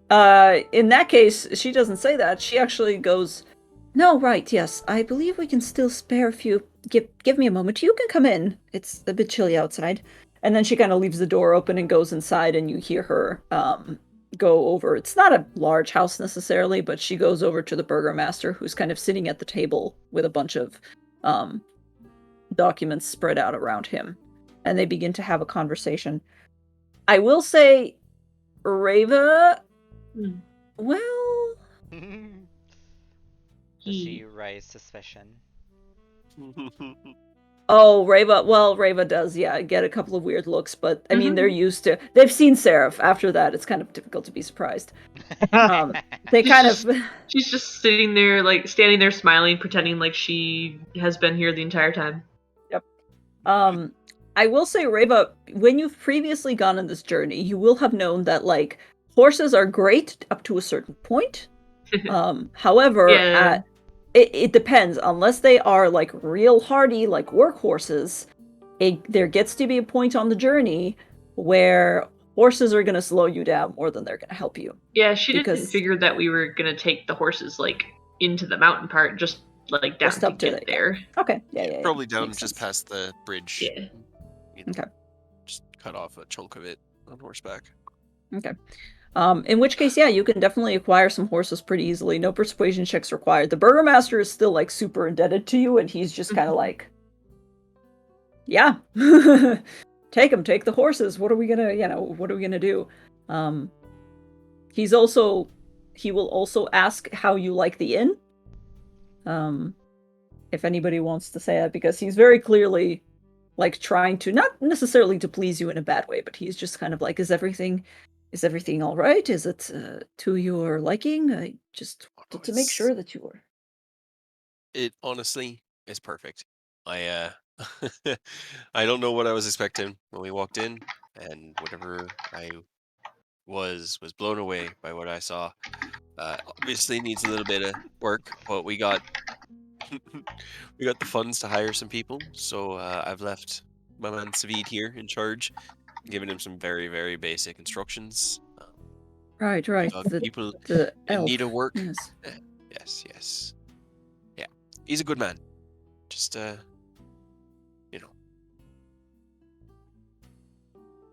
he just sort of like locks eyes with him, just staring. But no, definitely happy. Just don't want to stay too long and risk bringing anyone's ire down upon you and yours. He does kind of frown at that and just opens his mouth as if to ask what, but then decides not to. Maybe keep a good guard on your walls, just in case. Right. You are you? Right. Oh, okay. Yes. Anyways, the horses. They are out back a little bit. I can show you to the places where they are. Will you be needing the same cart that you left with last time? I mean, how many horses are there? It's 2, right? 2, yeah, it's 2 horses. We will need the cart then. Because I don't think anyone's gonna want to ride bitch. I mean, Raven doesn't care.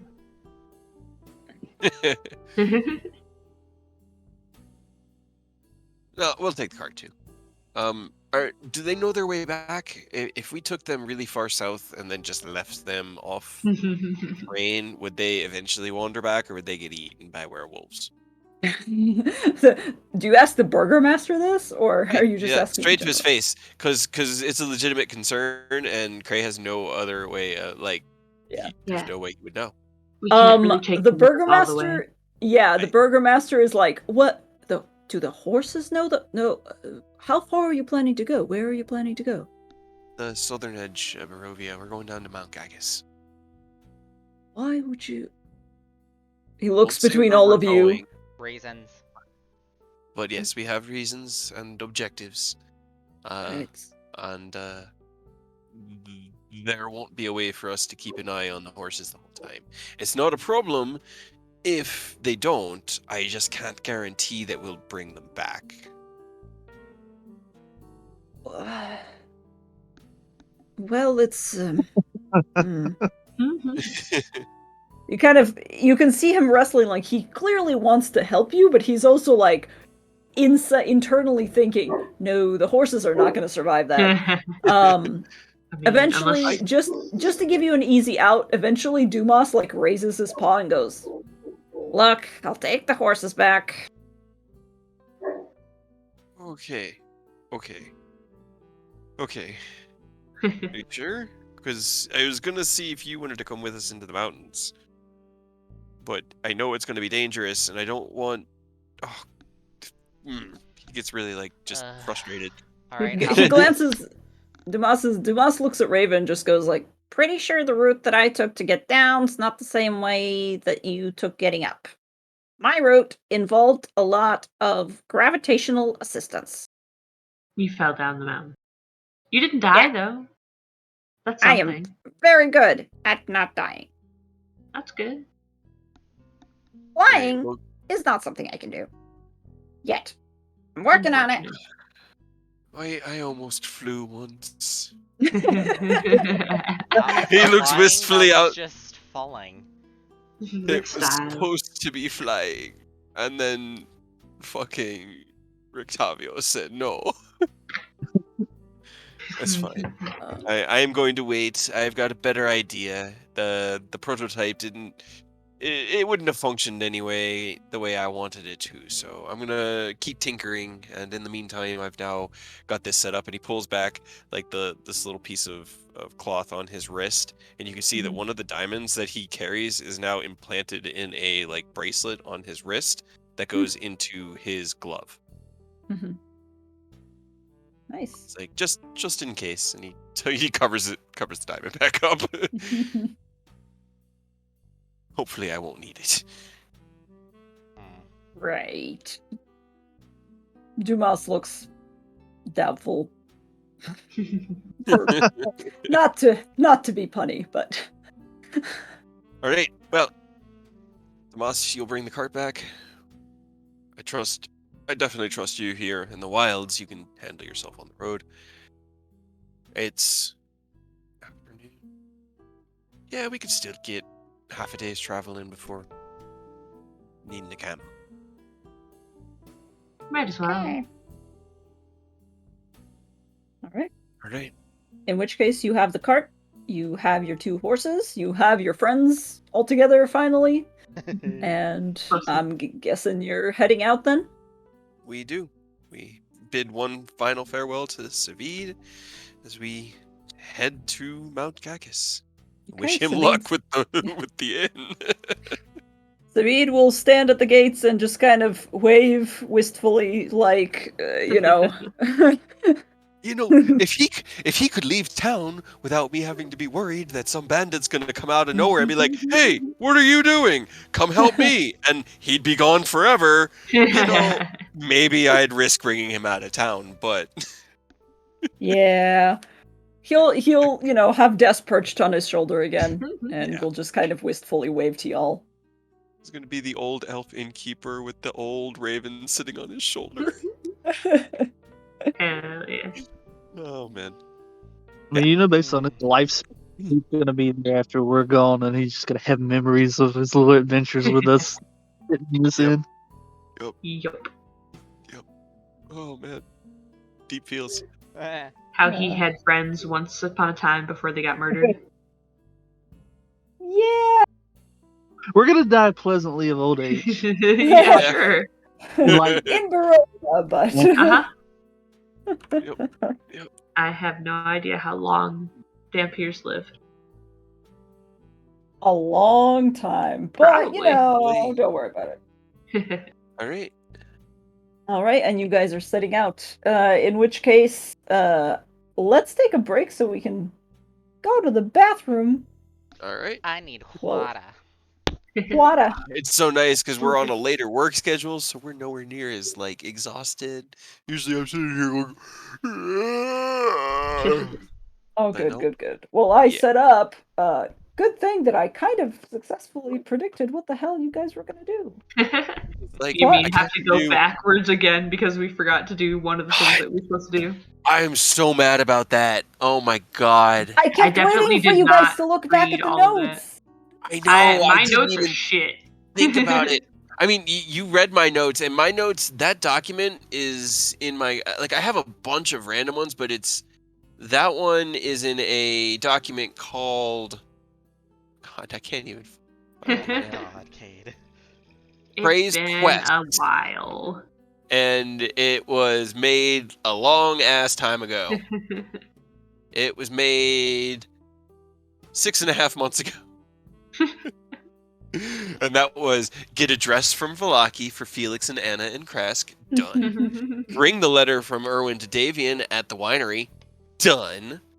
Greek vengeance on the Vistani bandits and free Savid's people. To be attended. Working on. Search for Arena at Berez. Done. Asterisk. Asterisk. Yeah. Meet with Strahd at Castle Ravenloft. Oops. And recover the skull of Argynvost and return it to Argynvosthold. Not done. I think that was the notes I took after we took a break, because me and G headed to Minnesota. And so I was like writing down all the things I had to remember. Oh my god, the fucking symbol. Yeah, I definitely did not write that part in my notes. No, we did not write, because I was listening. I wasn't writing down the transcription. No, and I was too busy screwing around. I heard it was an enemy of Strahd's. It was failed before, and that's what we kept hearing. And then, like, out of character, we'd talk about it and be like, "Oh, well, it must have. He must have it, because like no one here likes him. Even the saga doesn't like him." Nope. Oops. We're just gonna like literally as we ride by, Crazy gonna be like, "Oi, Arena, are you in there? Can you come to the edge of the woods?" Technically, all we have to do is wander down there and find some scarecrows and be like, "Hey, we need to talk again real quick. Sorry, I know we were just here, but..." Yeah, we'll be on the lookout for any scarecrows. Right.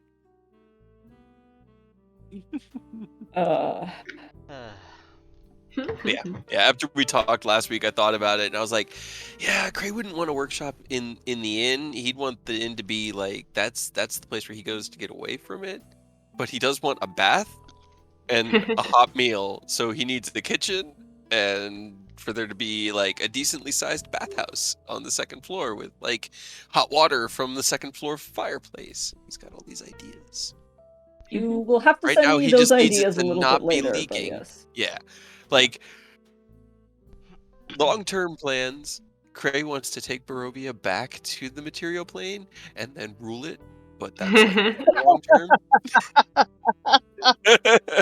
Wow. Cray is so on. Wow. His plans have evolved from, hey, let's create sentient weapons, to, hey, what if we took an entire Gemite plane? No. So there's that, but there's the ability to, within a land that he knows that he can operate completely freely in. Oh my god.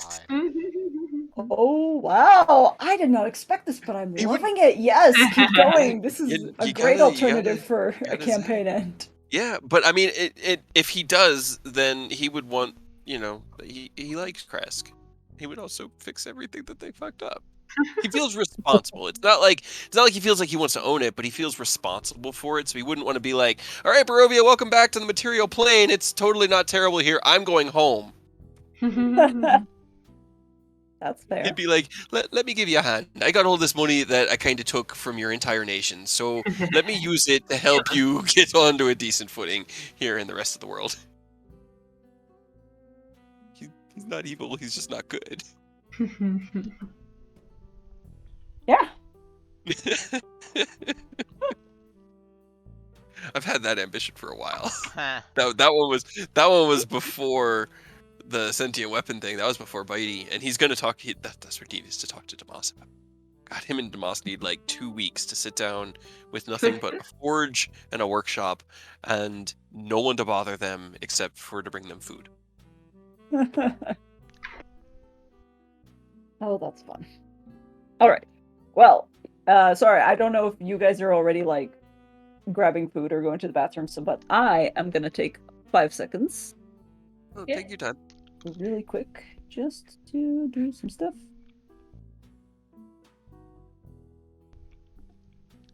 I'm just trying to figure out Incarnate. Like, it's cool for outdoor maps, but I'm not sure how it works for buildings. I feel like it should work really well, but probably. like, it's just I can't figure it out.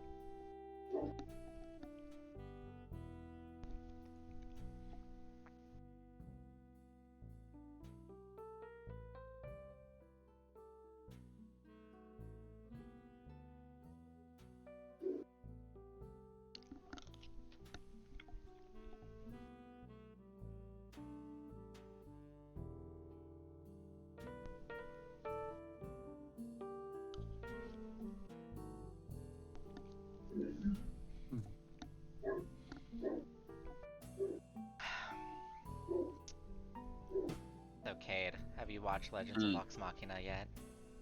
Of course. How are you liking it? I mean, it's pretty dope. I like definitely liked 4, 5, and 6 more than 1, 2, and 3. I mean, I really liked 1, 2, and 3, but they felt a bit rushed because it was a lot of backstory it had to kind of recap. But 4, 5, and 6 have been that was really good. I really liked the beginning of it.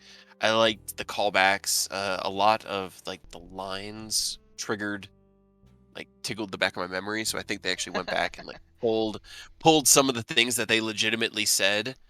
In their first watch Yeah, party last week, they mentioned that some of them actually went back and rewatched campaign 1. yeah, I believe it. And as someone who has binged campaign 1, that is an endeavor. I'm Yeah. struggling with it. They don't pull any punches with the sheer amount of length on their stuff.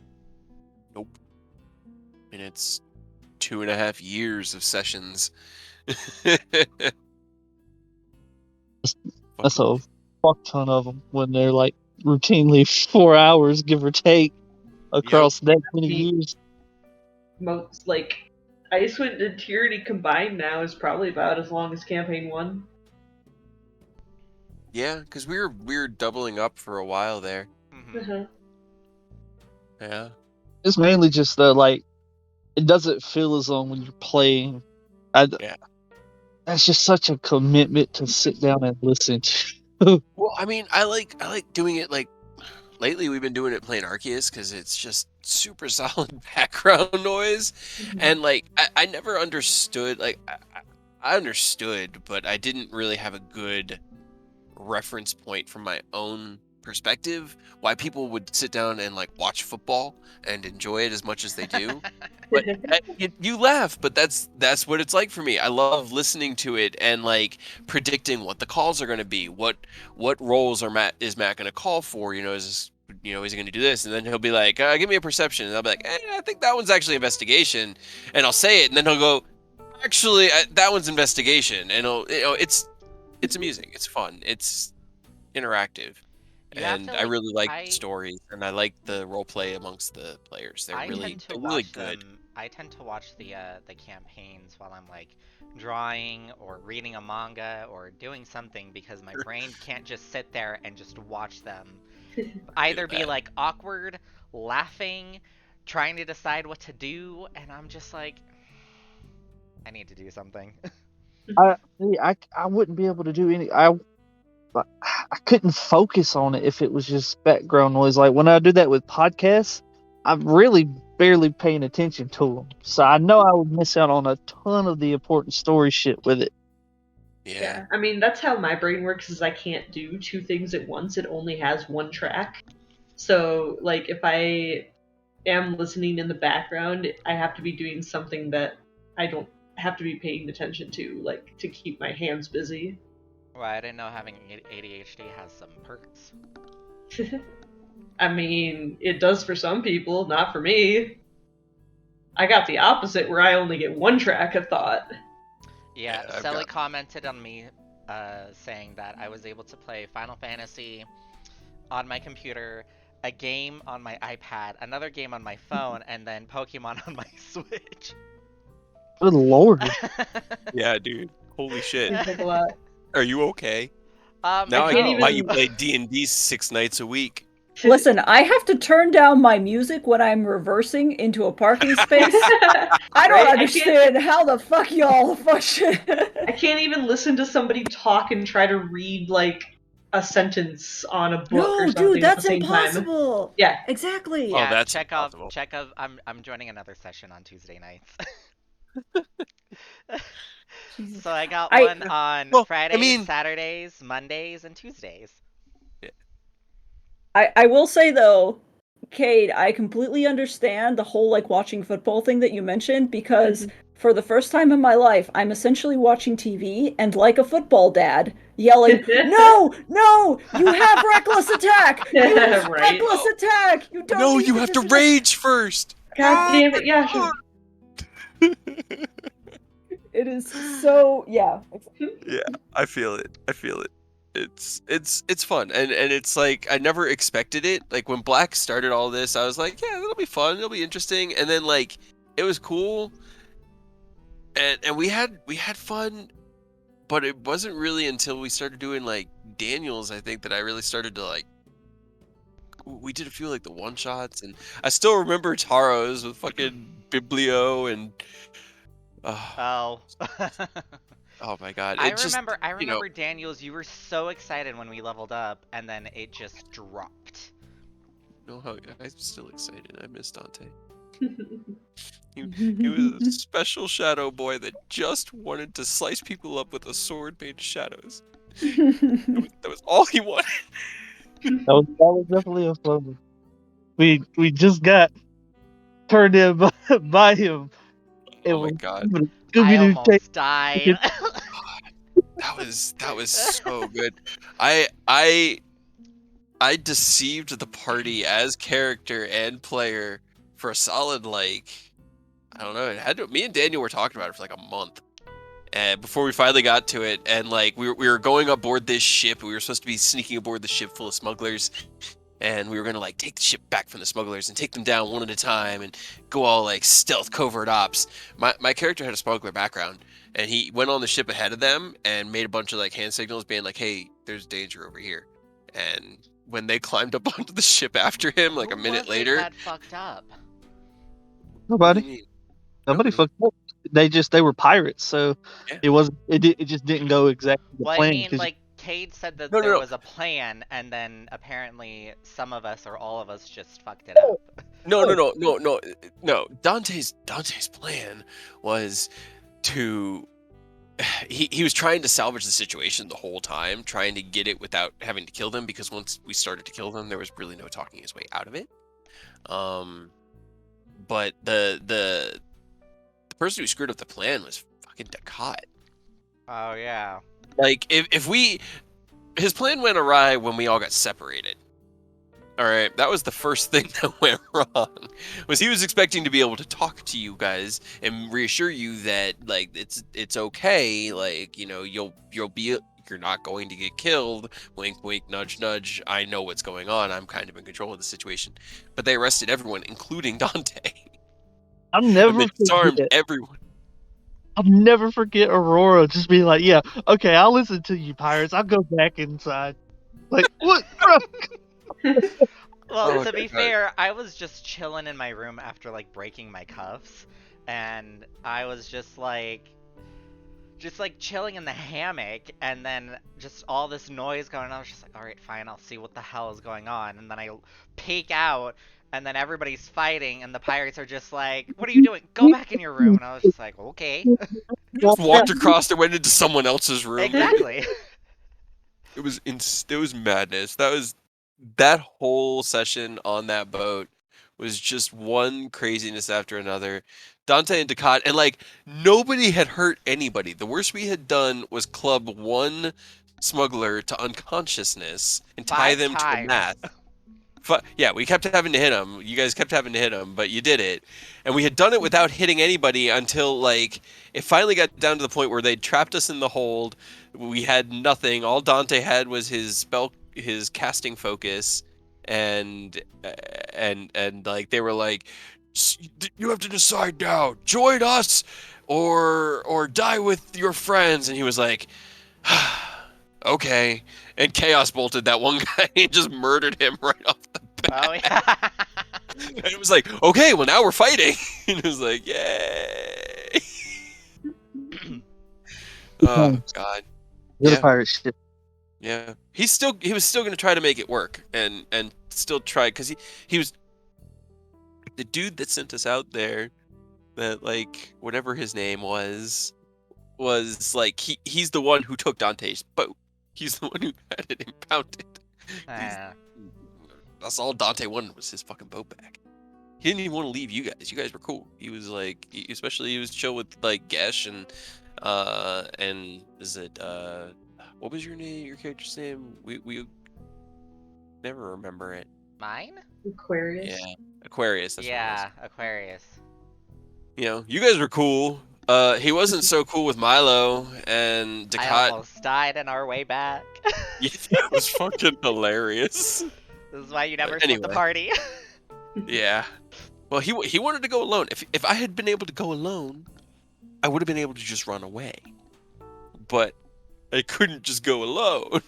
Because you guys were like, oh, you're going back to town? Cool, we'll go with you. And he's like, I'm meeting with my smuggler contacts. You can't. So, okay. All right. That's fine. And We'll then he had wild to- shape into small animal. Oh, it's like, okay, well now you really can't come with me because they won't talk to me if you're there. Oh, that's fine. They won't see us.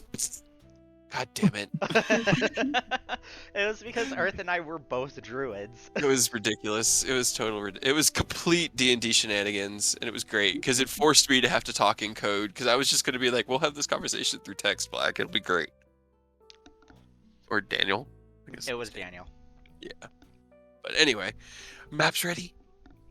Yes, sorry. Yes.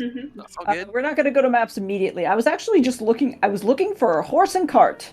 For some reason, the one that I have here is kind of demented. It looks kind of like Strahd sent it for you all. Oh god damn. Oh, So we'll just imagine the horse and cart. Anyways, regardless, it's going to take you a while to actually get down to the mountain. So first things first is, what kind of route, looking at the map, what kind of route are you all thinking of taking? So, looking at the map, we're going to be heading out of Kresk towards the bridge that we've crossed 100,000 times. Okay. Over towards the signpost.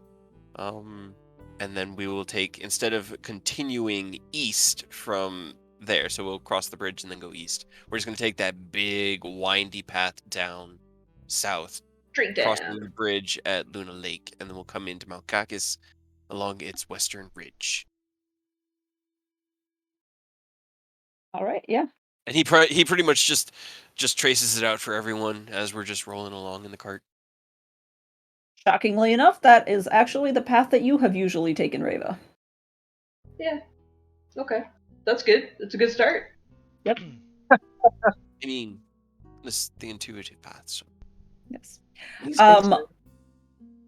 I will say that you guys are setting out a little bit later in the day, so you will probably be able to make it to the bridge, and you could probably just park at the bridge again. Camp at the bridge. Camp at the bridge. Or at the tower, it's up to you. No, not the tower. We will camp at the bridge. Okay.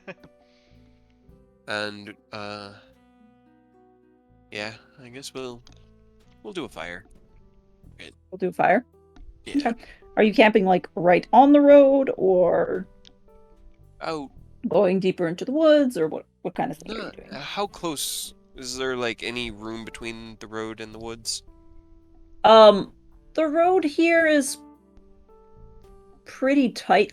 It's basically just like maybe enough to fit 2 carts at most if you squeeze right before the wood starts. The wood here is pretty thick. Okay. Not too far in the woods then, like 10, 15 feet maybe. Just try to find a patch, like just enough that we can have a small fire and curl up 10 feet maybe. Okay. 15. Sounds good. And we'll stand a watch.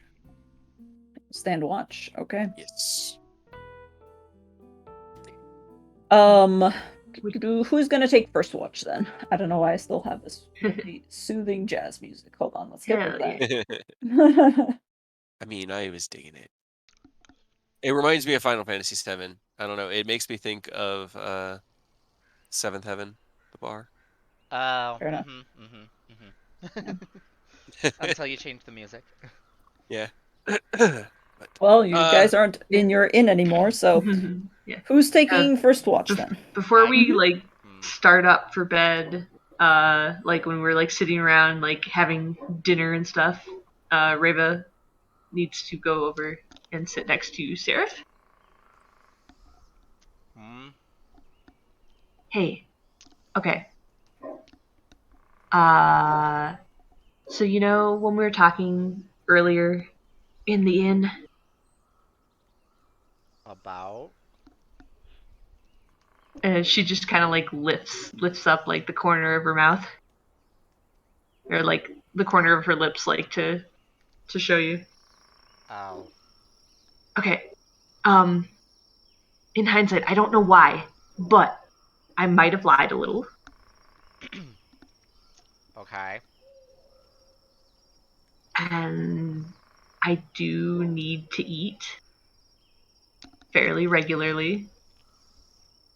But I don't exactly know how to bring it up to the others, or if I should.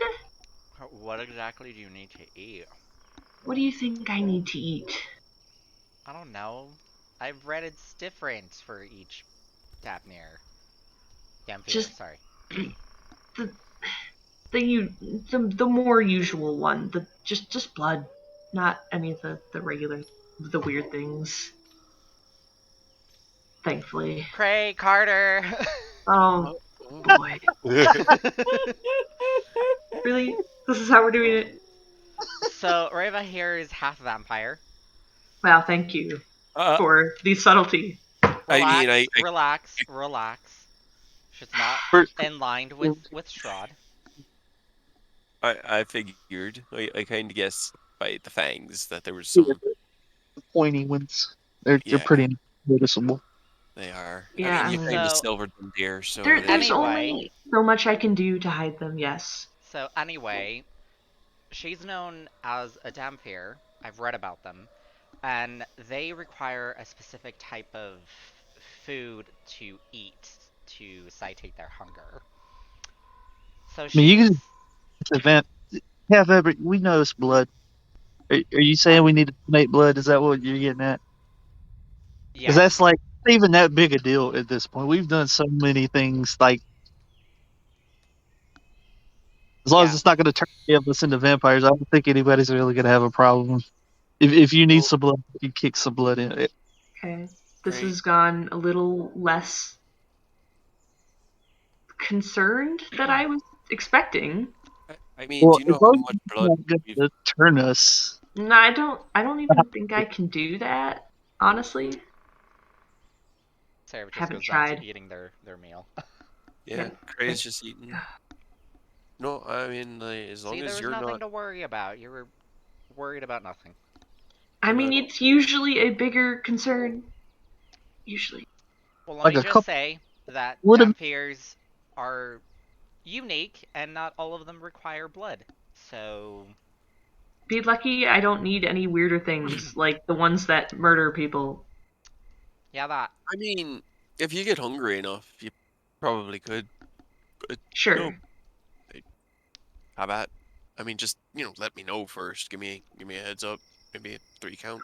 Yeah, So, we can get a couple vials of it. I guess no problem.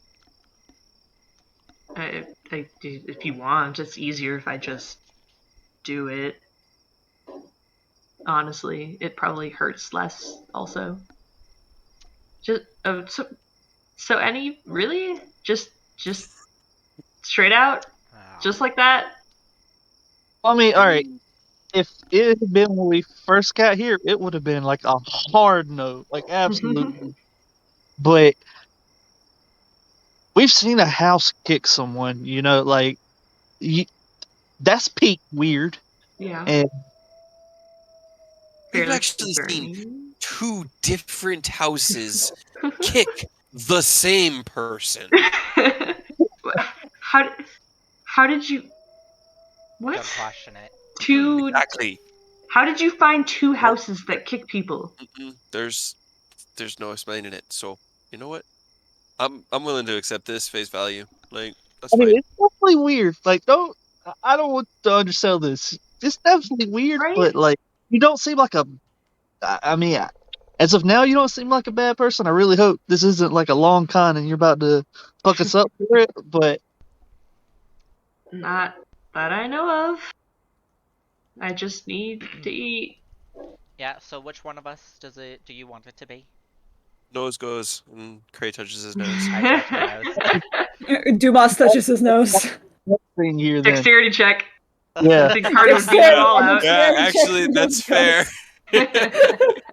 At least it's Can I not have strength. advantage since Yeah. I did the nose You goes? can, yes, because you were the first one. You started this. You can have advantage. She just sits and watches you all with kind of like starts laughing. Yeah. Ah, fuck. Wait, where's Dumas? Dumas? Oh shit, I rolled it, but you guys can't see it because I rolled 2GM on accident. He rolled a 23. Fuck. Hell yeah, Dumas. We were Alright. all like, I mean, we're talking like it's cool, but we were all quick on the draw. Right? Well, Y'all immediately Cray just like, was. Cray was. Shoot. The weird thing that this establishes is that nose goes is a universal constant in the D&D world, which somehow all of you Canon. immediately recognized. I like it's too There's the bad title that for this Cray- episode. Nose goes. Weirdly enough, Carter was actually faster than Cray himself because he started moving just as he heard Cray, like, utter Nose. it. Right? Dumas beat him out too. Yeah. If he rolled a 23. Oh my god. Incredible. So, just, let us know what Azamar tastes like. Cray takes a bite of his, like, it's kind of like warm liquid rations, like soup crackers. So, okay. He said it might be weird. If I try and it hurts me, can I pick someone else? That works for Dumas me. I goes- roll up my sleeve. Here. Dumas goes, nose goes? And, like, touches his muzzle again. We'll cross that bridge when we get to it. Right. It's like, do you prefer a wrist, a sleeve, my neck? Right here, and she'll just like reach over and tap right below your, like, on your wrist, right below your thumb. Just it's the least messy, at least. How about it? He's a Right. ranger. He hits with dexterity. Why is his dexterity so bad? Why is he so not dexterous? Why? Because in his heart of hearts, Savid is just your gentle barkeep. That's all Right. he is. He found his calling. Mhm. Anyway, sorry for distracting you guys. He's Poe from Altered Carbon. He's even got the raven. Aww. Aw. He is. He is. Maybe less crazy. Mm. Maybe. He's been with us for a while now. Fair. Yeah. Rava will, like, take another really long look at all the rest of you guys, like, waiting for the punchline. And then, like, just reaches over, takes Seraph's arm, and Nom. Nom. yeah. She tries to be gentle about it. And you just But- hear Sarah just go, "Oh my god, it hurts so much." Roll a deception check. I was actually pulling. You're up holding my- your arm still, but you're like with the rest of your body going, ah, Oh, it it's a dirty hurts. 20. Damn it. Not bad. She stops. She's like, "What the?" Rava, you're not supposed to hurt him. Usually it doesn't hurt. I've been told that it's actually kind of almost pleasurable. I want to see Dumas goes. Carter's. I want to see Carter's. Should I? Dumas actually like it seems to ready a spell and goes, hey, hey, hey, hey, hey. Actually worse. I can stop. What? And I just burst out laughing. I was just like, I'm joking. It's fine. That was good. I fell for it. She holding bites back you tears. a little bit harder. It's like, ow, that was a pinch. Carter's gonna lean over to Cray and just say, "I was expecting us to have to go get Flora back." Me too. There was a moment there. Yeah, I haven't leveled up Flora though. Well, get ready. Let's go. I may as well do it after this session. Yeah. So I don't. Flora's like, yay, I'm in retirement. The rest of the party Flora, we shows need you up on back. his doorstep. Get back here. Not anymore, you ain't. Last job. One more, and then you're out. All right. And I don't actually know semantics. Do I do any damage to him, or do? Roll a d4. I don't know how much I actually even have to eat. Roll a d4 just for funsies. Another one. I was gonna say, is my blood gonna hurt her? Yeah, I also don't know how Azamar blood reacts with Dampier. But this is research I did not actually expect to have to be doing. Me neither. Yeah, I did feel not it. look that up. D&D. No wait. It was great. 5e. There were no crazy questions last time because it was literally just you guys killing everything. Right. Everything. Right up until the end where you were like, last chance, and he was like, okay. How do you spell Dampier? Dhampir. I'm so ready to keep going. You guys have check off. There's actually a Reddit post. About what? I was wondering, first, does Azamar blood have any magical powers? If yes, what kind of rituals could be done with it, and what happens if a vampire drinks, or if a zombie or a ghoul eat it?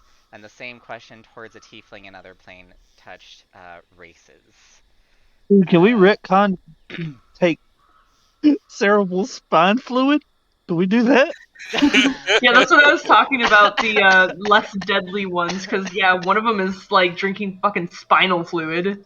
Yeah, I looked at that. Yep. And I was like, ooh, I don't know how we're gonna... roll, or did you... I did not, but I figured blood was just the easiest because, I could, although I kind of like just blood. I feel like blood is enough. Yeah. It's you can choose. You don't have to roll unless you just snap his spine like a glow stick and then drink from it. Okay. Right. Okay. There was there was a monster, it was like a wraith, I think, in Supernatural that drank the cerebral spinal fluid through like a spike in its hand that just shoved in their neck. Ugh. Yummy. Nasty. Yeah. Okay, well, here's what we're gonna do. Yeah, I was gonna say, it is up to the DM, right. How do you want to, build it for this situation? I will want to actually, now that you've brought it into the playing field, I will definitely think about this. She needs to eat. I will say, Reva. Oh, sorry, go ahead. Well, I was gonna say, to make things simple for tonight, we could just say that you drank Cray the first night. Or Carter, since they're more human. Since he's a half elf, yeah, he's not gonna have anything hinky about his blood. That's true. It might However, taste this like is fun, and I do have ideas now. Yeah, make a DM call. Do it. I want you to roll me a Constitution saving throw. Okay, I'm gonna immediately throw up. Yep. Yeah. Okay, so here's what happens. You sink your teeth in, and you've done this several times before with, humans, because that's mostly what populates Barovia. And at first you're like, this tastes mostly the same, yeah. And have you ever eaten, a hot pepper where at first you don't taste anything? Ghost pepper. And then the burning starts? She after 2 seconds, she pulls back and just starts coughing. She's like, what the fuck? Oh. Roll me Retroactively, Seraph, can you roll me? Oh gosh, what would it be? Roll me a d6 just for funsies for now, Shit, Seraph. I thought you were lying this morning like I was. So here's the thing: nothing good comes of this because Seraph, you take 3 points of piercing damage. Okay. However, Reva, you also take 3 points of basically radiant damage. Oh, Neither of you is happy with this result. All right. Like Well, when it started burning you, that's when you like bit harder, and I was like, ah. yeah, and then she immediately like turned away and tried to spit it out. All right, well, now we know. Sorry. Oh. We're going to get a bunch of your blood before we go tackle Strahd, and we weaponize it. Awesome. I kind of like this idea. I mean, we could also use Flora. Technically, he's Asmar as well. Just bleed your Asimar dry. Talk, Asimar talk plays to the dry. Bleed abbot, both find your out what he Asimars is. dry. The fuck? Literally, go in there with some blood bombs. Oh no, the Artificer Kate is thinking. Oh no. We could set him up because he's doing his own thing. He could just get a couple files in a few days while we're doing our thing, and then before we go tackle it, we just pick him up. Can't help but have a little bit of sympathy for him, even though I hate him. That wasn't pleasant. All right, Strahd, here. not I'm boy. just like looking at the wound on my hand, and I'm just like, I didn't think my blood would actually hurt a half vampire. Surprise to me To and me. you. Oh, Huh. fuck. Who And- was next and- on the and- nose goes? Well, that's Cray nice. just I think holds that's Cray. Cray holds his wrists out and just goes to eating his soup with his left hand. I just wave my hand across my wound and cast healing hands on myself. She moves. She like scoots over to Cray and like kind of curls up a little defensively, like staring at you, Seraph. Just half And elf. Nothing no, special. like yeah, she's like staring like a little bit defensively at Seraph, Oh. but It like wasn't sitting my next to you. intention. I didn't think it'll hurt you. Jeez. I mean, you said so this morning. I did. I did kind of warn you. Rude. You want a mushroom? No. I'll She- take a she- mushroom. Wait, hold on. Let me eat first. I don't know what that does to your blood. Watch All it. right, fine. Layering effects. Cray feeds the vampire and then does psychedelic mushrooms and then goes on watch. It can't be bad at all. All right. Actually, thank you for reminding me because now I'm gonna actually write a thing for Reva's hunger meter, and we're gonna have fun little effects. Hell yeah. Hell yeah. I'm down. Also, Right. Excited. Bicey's at 3 days, guys. No. Now you have to keep up with two very hungry. Yeah. Well, I mean, Carter's another option or meal option for Reva. Yeah. Carter is on the menu, boys. And Not. girls. You'll take my arm off, I think. No, this time when she goes to feed on you, she drinks your spinal fluid. All right. Gross. Sure. Do you accept another mushroom from Dumas? I do. Roll another Constitution saving throw. See, the unfortunate thing is that I'm decent at these. 22. Yeah, he gives you another one and watches you this time to see what happens, but you're kind of almost developing like a resistance to them, it seems, because it still tastes really bad, but nothing really happens. For a moment, your head kind of feels dizzy, but then you just kind of shake it off. Your this happen- half elven blood is keeping you safe. Yeah, I had something like this happen when I was in the academy, college, whatever it was called. I don't know. I've never really thought about it. But it just stuff just doesn't really hit me as hard as it should. It's unfortunate. Have you tried soaking those mushrooms in the potions? I bet that would give it a kick. Ooh, ooh, ooh, Oh no. Ooh, do you have any more of those potions? Because I'm all out. We have two Dumas, now. Dumas is like, gave the only 2 I made to these 2, and not now. But I can always try. And he sits down and tenses up like he's pooping. No, don't force it. You're just gonna hurt yourself. Carter, might I be able to borrow yours? You can drink it. I just want to eat the mushroom after it's soaked. Uncork it, hold it out, like pop it in there. Let's get it soaking. Yeah, we're gonna put one of the psychedelic mushrooms for Tomas boy. in the wild potion. Okay. How long are you keeping it in there? I mean, we're just gonna leave it in there for right now when we think about it again. Okay. Do you want to hang on to it, or do you want me to put it in the bag of holding and kind of let it just hang out in the ethereal sea? We can let it hang out, but if we're gonna let it soak, why don't we toss a bunch in there, let a batch get soaking, and then we'll do That's a that good later. idea.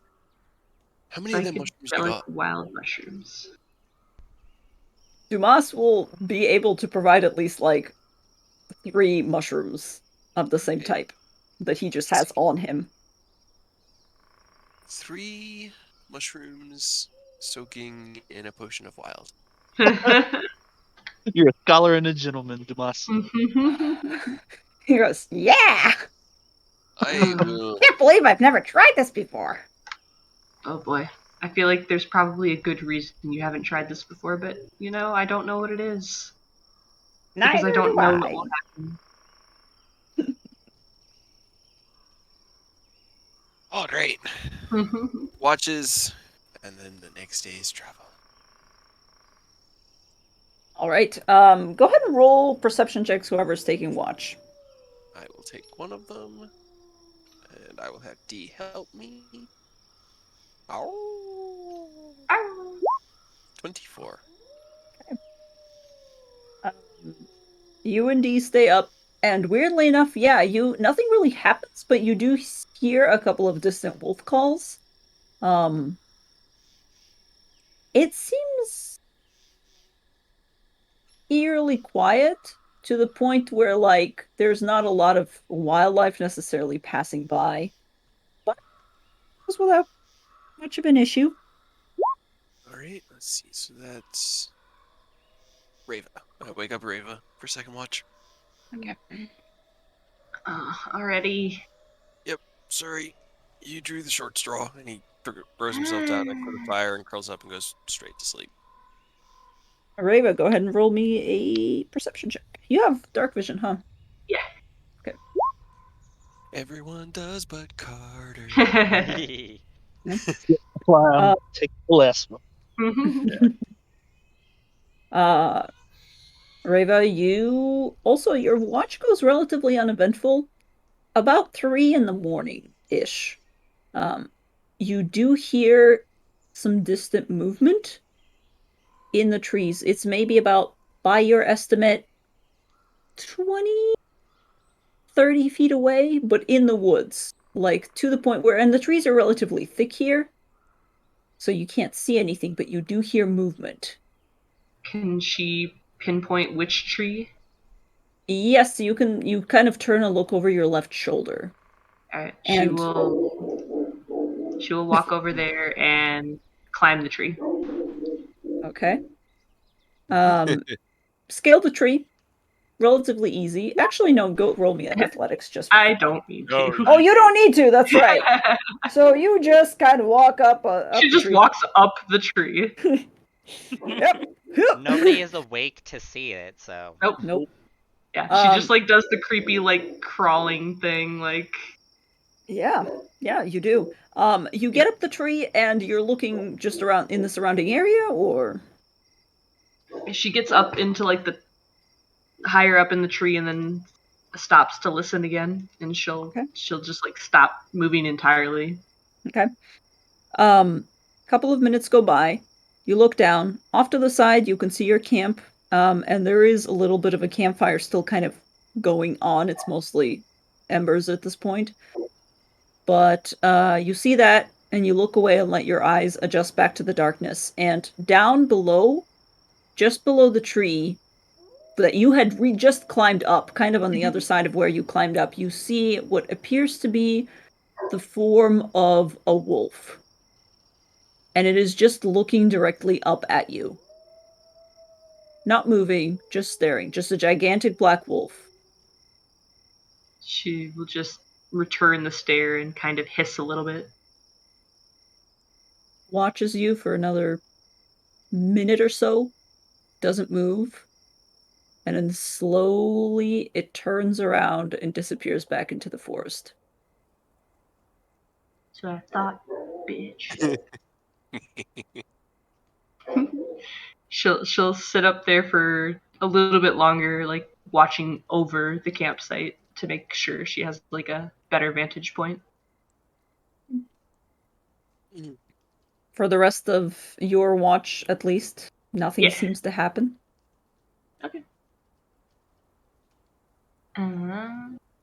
At the end of the watch, she will drop back down, and then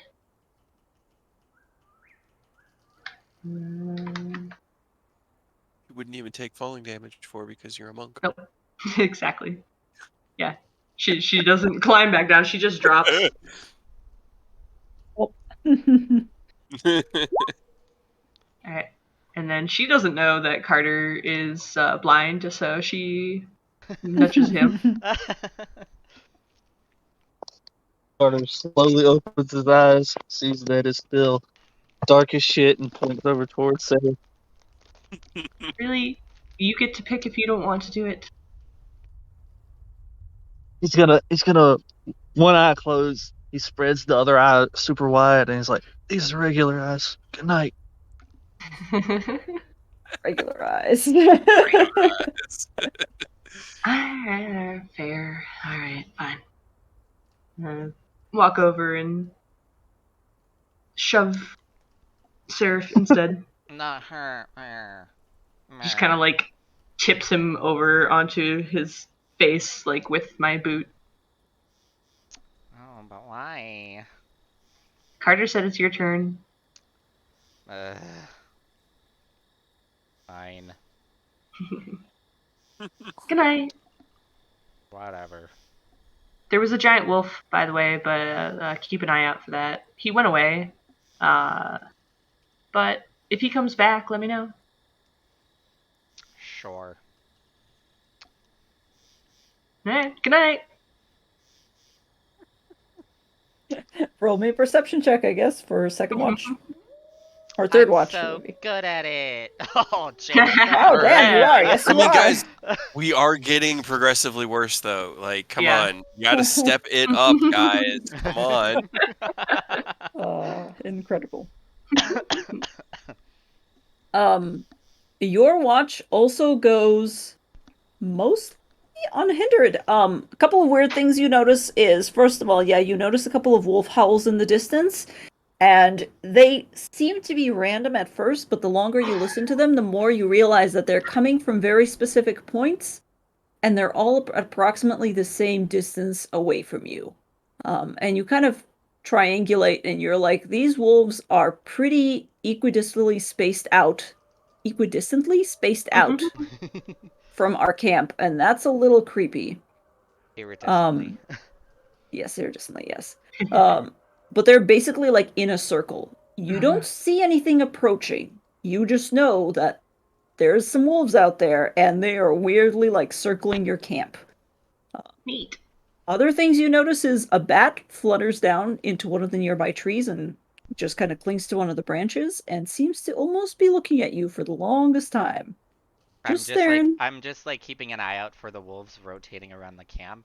And then as soon as the bat just like lands on the tree, I just swing my head over and just stare at it. Roll an intimidation check. And then I just slowly lift up my middle finger. Because I'm just thinking Strahd is just trying to spy at us. That's fair. Intimidation. Oh.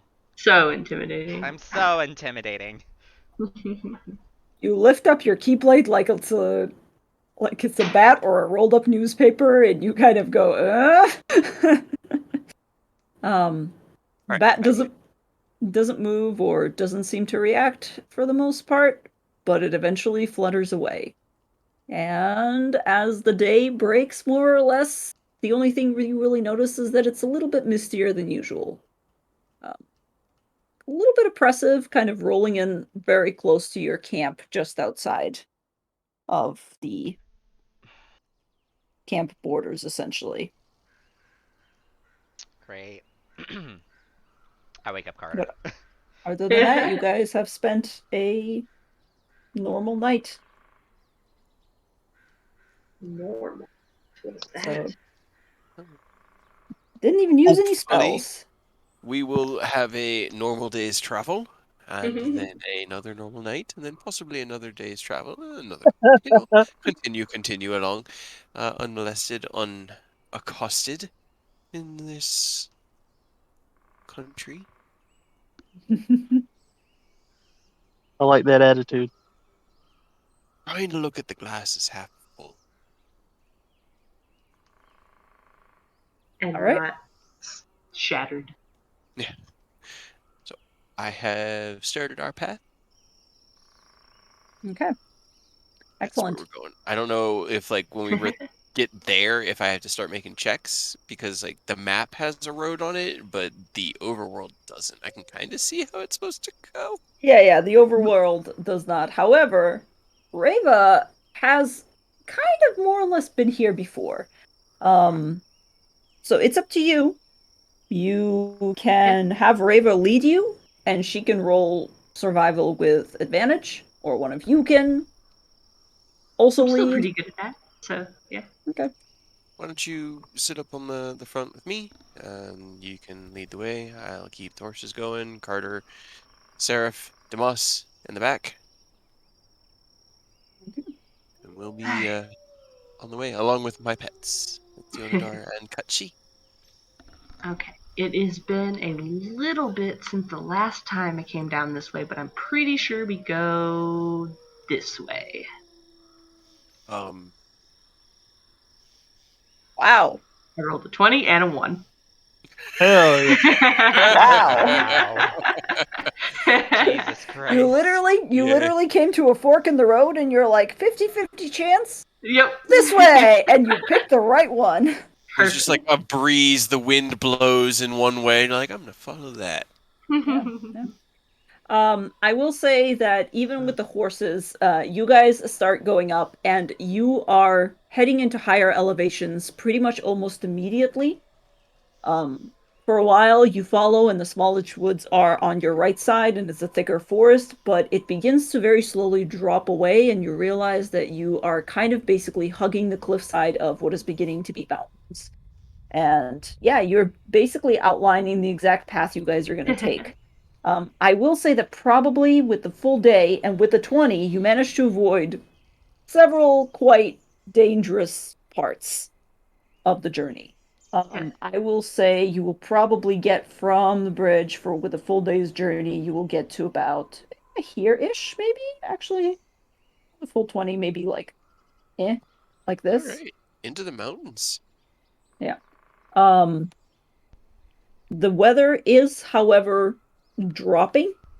If I can have everybody roll me just a general constitution check, it's very low, just a basic 10. Because you aren't walking. Constitution save. Okay. That's 17, because I probably didn't have advantage, but... It was just 10 because you guys aren't walking or anything, you're just riding on the cart. Jeez, guys, come on! Wow. Uh-huh. I have proficiency. No, I don't. Neither do I. You gave me a very easy check of like a 5 once, and I still failed that. So you know. I have proficiency and a ring of protection. Okay. Yeah. But for the time being, it seems like you guys are making not good. Yeah, you're making good time. If I can also have then Reva, since you're leading them, I could have you roll a basic. Roll me a d6. Roll me a d6. There's a table. Okay. We'll see what you get to. Okay. So while most of the day's travel goes relatively unhindered, as you get further up into the mountains, the wind does pick up and you are beginning to see what appears to be a storm, for lack of a better word, on the horizon. It's beginning to snow quite heavily, and you're beginning to think like, yeah, maybe we're gonna need to settle down somewhere for the night. I hate this place. It does this every time I try to come here. Get colder. The storm? I mean, just shitty weather in general. Dumas is kind of looking around, and he's like huddled up inside of his own, not blanket, what do I call it? A coat thing. Cloak. He's like, okay, at what point are the horses supposed to go back? Because How far up into the mountains are we? Like, are we past the tree line? Or... You are not past the tree line just yet, but it is beginning to get into very sparse trees. Weren't we going to send them back after we got to this bridge? I thought so, but I also thought that was lower in the mountain range than we currently are.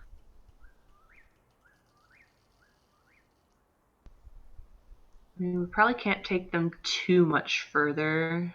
Maybe another half a day. I mean, honestly, I think we should let him make his way back down tomorrow. We'll camp here tonight, and we'll take it on foot from here on out. Because if we do a half travel, he's just gonna come. He's gonna make it right back to this point tomorrow, just to get us a tiny bit further. So, just camp here with us tonight, Damas, and try to get out of here before the storm gets too bad. All right, he says. Unless you want to try to lead the horses down the mountain at night, which I think is a really bad idea. Yeah. I mean, either that or in the how close is the storm? The storm is beginning to slowly, like, the snow's picking up and the horses are shivering just a little bit. You're still, like, next to what appears to be kind of, how do I describe this without, I'm trying to think of, like, a real world example. You are still up in the mountains, like, in a forest. Think, like, Colorado, right? But it's beginning to get kind of iffy. Yeah. Yeah. Actually, I mean, do I have a map for this? Because we're I have close a to map the tree for a lot line. of things. Yeah. Yeah, because I mean, if the storm rolls in, it may even be better to just lead the horses back down in the night than to lead them through a snowstorm. And you are kind of going about on a switchback road. It kind of reminds you of the road that you took when you went up to the Abbey in Kresk. What time is it when Raven notices the storm coming? Probably around 6 o'clock in the evening, 7. Shit. Ugh. He may just want to go now. I mean, do we go with him? No, I mean, we're going to go ahead. You have light spells, right, Damas? You can make light for the horses. Yeah. Good, I guess. Are you confident in backtracking from here? Kind of thinks about it. Or do you want to stay here and do that during the day and possibly have to do it during a storm? Kind of looks back and forth. Seems to be mostly undecided. Well, I can tell you it'll hit pretty soon and it will probably bury your horses. Kind of what I'm worried about. Yeah. What are you guys gonna do? Walk? You just gonna camp? It's getting dark. Yeah. We'll try to find some shelter of some kind, but if not, then we'll just have to camp and... Okay. God. You are kind of like on the side of a switchback road, essentially. So we can kind of camp in the lee of the mountain. Yeah, that's kind of what I'm imagining. Go ahead and I guess roll another Cray in that case, since you're the one leading this, go ahead and roll another survival check to see if you can find, or an investigation I'd also allow. To see if you can kind of get a feel for where the wind is blowing from. Let's see what you can offer you. 17. 17. Not a great roll. Yeah. Yeah. I mean, the wind is picking up at this point, and it's kind of difficult to see, and you're beginning to have to risk, like, do I go further out and try to find a better spot, or do I just take what I'm given? But eventually you find a little bit of, like, a nook against the side of the mountain next to one of the trees that kind of shields you from the wind, more or less. But the horses are beginning to look pretty haggard. Does anybody have anything at all to keep the wind at bay or cover you in any way? No. Not Part that this is gonna really. help put up. That's about all he's got. Oh, we should have gotten winter gear. Damn. Yeah, no. Damn, like we should have we really should have thought of that. I just don't want to spend the real world time going back to get snow gear and then having to get back to this point. Oh. It'll be fine. You're the parent of the group. Why? Because you're the smartest? It doesn't. All right. Reva, roll me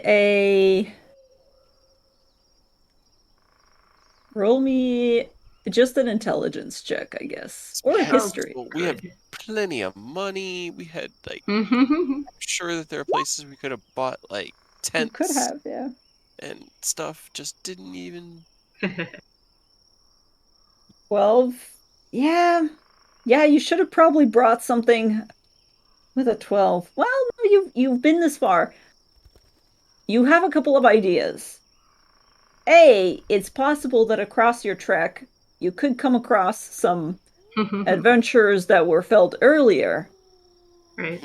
And try to take their stuff. Remember where I left my dead guys? Basically, yes. Yeah. And you also do know that that bridge that's marked on the map is technically kind of like a waypoint, and you haven't ever actually gone beyond it with most of your party members because many of them died due to other dangerous things. And you yourself have mostly avoided it just because you knew it was dangerous, but it's possible that there's something there that you could raid, but you wouldn't definitely not want to go in there alone. Yeah. These people seem a lot stronger than the people I used to get, though, so. They might live yet. Right? Alright. So since none of you brought any cold weather gear, and I told you it was cold, we have options. You did say it was cold. You did also let us leave town without buying any, so. I mean, I figured that was a personal choice. Mm. Well, so, on my treks here, a couple times, I've tried now, as I said before, everyone kind of died, so we could find them and find their shit. You want us to go looking for I corpses? have an idea. Sure. Guess what? Ray reaches in his bag holding, and he pulls out a flail. Everybody huddle up. Yeah. It ignites into flames. Oh. I mean, that'll help. It'll give us A light little bit. and a little bit of warmth, and that'll help us push through to your checkpoint. Yeah. Because, yeah, we can... I mean, if you keep an eye out for dead bodies, they'll have some stuff. Otherwise, yeah, the over by the bridge, there might be shit sale. I honestly haven't been there in a really long time. Well, okay. Final chance, Damas. Either you're going to be stuck in this storm with us and waiting for us with the horses at this... What is it? Is it like a tower? It's... From what Reva can remember, it's kind of a bridge, but there's an old tower that was built there before... Well, she doesn't even know when. But, Yeah, it's essentially called man, I want to say this with a Russian accent, but it's just going to confuse everybody. Tselenka Pass, which used to be like a checkpoint, but there's a gatehouse there. So, what do you say, Tomas? Push through with us with the horses, wait for us at the gatehouse, or turn back now? Is that what this is right here? The gatehouse? That's what right? Yeah. Okay. Yeah, I think that's what it is. Are you guys clicking on the thing? Yeah, right here. Yeah, that's it's. Dumas kind of thinks. He kind of looks at the cart and he goes, "Well, for one thing, we should probably like turn this on its side and try to use it to get some cover. Worst comes to worst, I can just fireball everyone. That'll warm us right up." And I also mean, eat all right. cloth. So the cart as cover is a brilliant idea. If we wanted to camp here, If you tip it on its side, it will not get back up again. I can tell you that. no, it will get buried, and it won't be big enough. Maybe, kind of. Would we be able to, in this kind of lee that we have, wedge it so that us and the horses could be back there? Because if the horses are back there with us and the cart's there to trap some of that warmth, that might be enough warmth for it not to be like too brutal.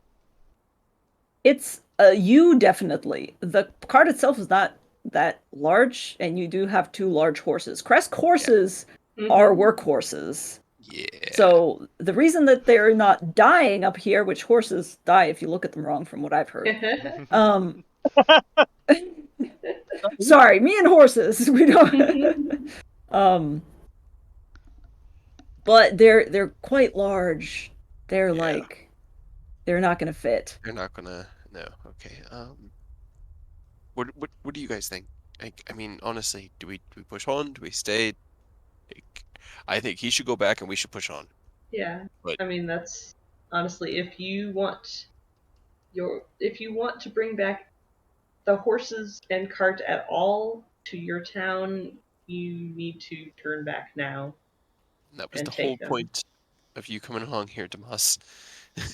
Or I could just leave the cart, take the horses, go back to town, get y'all some warm clothes, and make a trek back up here. No, just get back to town. We'll manage, because it would be just as bad waiting 3 days. Figure something out. Right. Kind of looks back up at the weather. Actually, I don't know what he would do. I'm gonna roll for Dumas. He's not a weatherman. He doesn't know. The weatherman. I guess it would be a survival check. Sure, let's roll survival.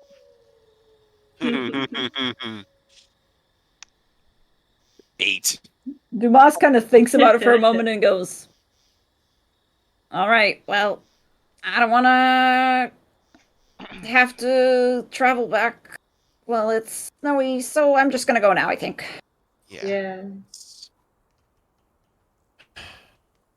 You want the cart? You want one of the No. horses to eat? No, I actually have plenty of rations and plenty of food in the bag. So we're fine on food. It's just going to be warmth at this point. Which is something that, like, with as cold as Kresk, I mean, honestly, with as cold as Kresk is, the snows, we should have coats. Like, out of character, our characters would be like, it's cold, but in character, I'm sitting here like, man, my den is really cozy right now. So I don't always like. Yeah. You guys definitely have like coats, but to be fair, most of the time you're traveling around, you don't need like snow coats or anything. I would say probably Carter's actually the best one dressed out of all of you because he still has that wolf pelt coat that he had the Vistani make him early on. You're definitely like not having any trouble if you're hiking. You might have trouble if you're just sleeping or attempting to sleep. Yeah. But, you know. How badly does the cold affect Reva? I would say it's pretty normal for you. Yeah, you're not. Yeah. But yeah, in that case, are you trying to get Dumas to leave the cart? Yeah, just leave the cart. And we're gonna leave the cart. Just take the horses, get them home. They're what matters. You're what matters. Cart doesn't matter. Right. In which case, Dumas is actually, this is basically decided within like half an hour while you guys find this outcropping. The storm is slowly getting worse, but at least it's not super piling up at the moment. So Dumas essentially just tethers the horses together. And yeah, it's a really weird little imagery of like he's a tiny kobold just on top of this giant ass horse.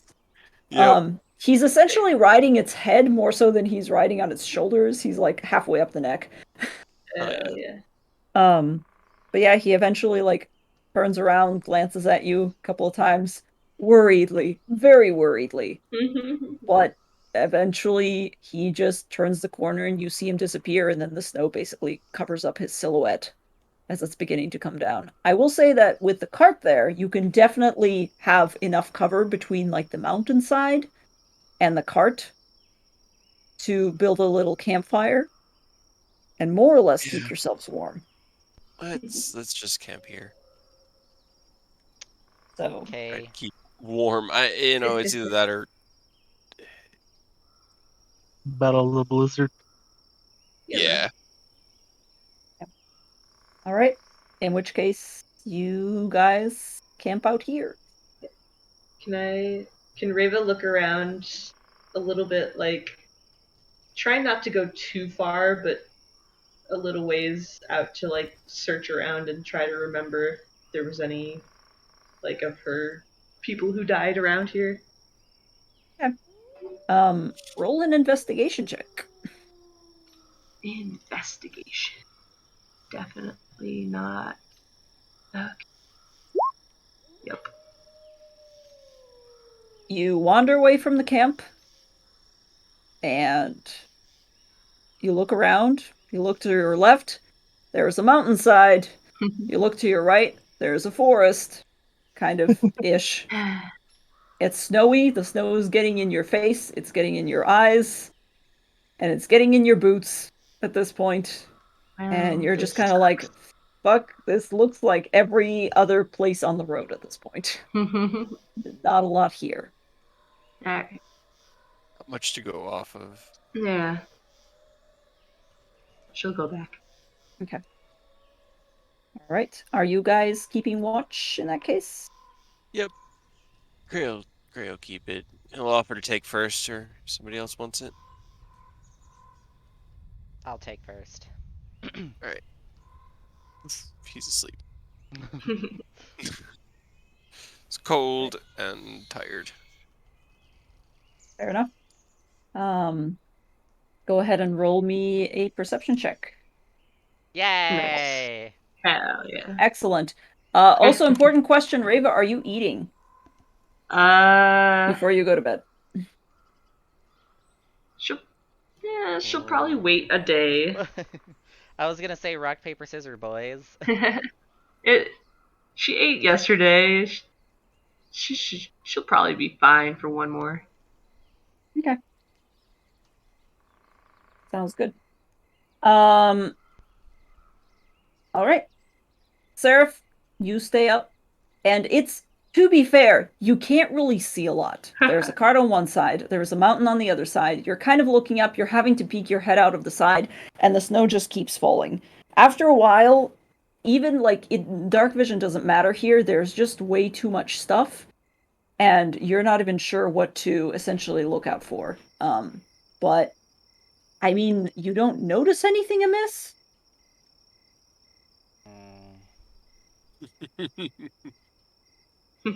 Seems fine. Everything seems fine. Right. Everybody roll me a dexterity saving. Actually, no. Roll unconscious. You fail. Fail. Roll initiative. Roll initiative and take 78 Fight the damage. blizzard.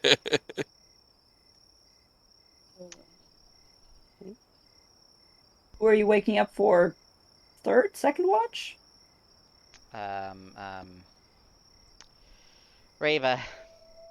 God damn it. You Why woke do you me keep up, your waking me turn. up? Why do I keep having to do middle of the gosh dang night? I don't know, sounds like a you problem. It sounds like you're fucking.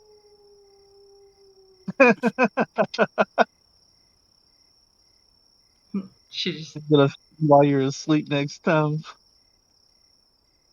Get a right. mouth spicy.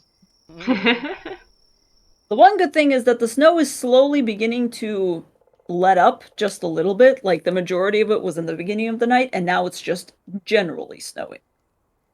Not like wind blowing. So go ahead and roll me another perception check. Wow. Okay. She watch. Unhappily, but. Oh, actually, a good point of order. Did you guys light a campfire? Yeah, you're using a campfire to stay warm. Yeah. Yep. Okay. Okay. Rava, first hour goes by. Nothing much changes. You just kind of huddle closer to the campfire. You're closer to these strangers than you are probably comfortable being, but they're all kind of huddled together into a big pile under this cart. Why not?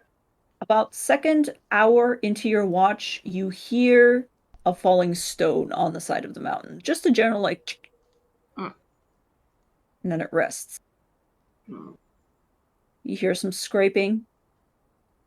Then out of the corner, your ear just twitches and you hear a familiar huff. Just like a snoring sound, as if something is sniffling or sniffing for something. Coming up a ways. She'll stand up and look up, just grumbling under her breath, just what? Why? Why are you fucking with me? Go ahead and roll me another perception check as you're actually getting up and looking around this time. Less good. Okay. Stand up, kind of glance around, glaring. Don't notice anything at first. And then you see what looks to be movement on the side of the mountain. Just gently, as if like a big rock is tumbling down the side of the cliffside that you're up against, but it's moving in a very natural way. Well, and then it comes to a stop and it goes out of your line of sight. And then another weird. rock comes down at the same time and drops by your feet. Just kind of rests there. And you're looking up and you're squinting into basically darkness, but there's definitely something moving around up above you. She'll lean down and pick up the rock that dropped by her feet and look at it. Just seems like a regular old rock. She will chuck it at up by where things keep moving around. Roll me a strength check. Chuck the rock. Can I use it as a improvised? Sure. No. Sure. I don't know. No, I'm just kidding. Improvised weapon. There's Nice.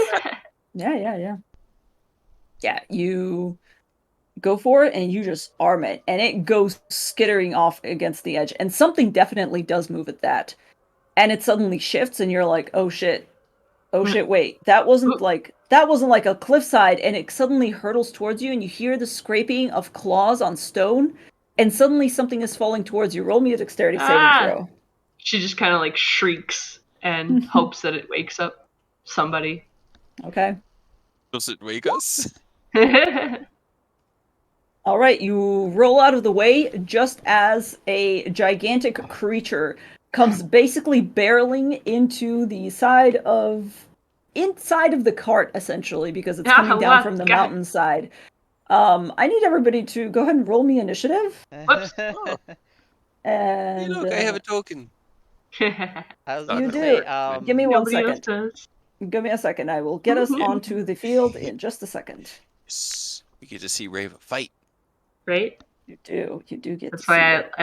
I wanted to do one more thing where we got to actually fight so I could try out my new character before we end for the night.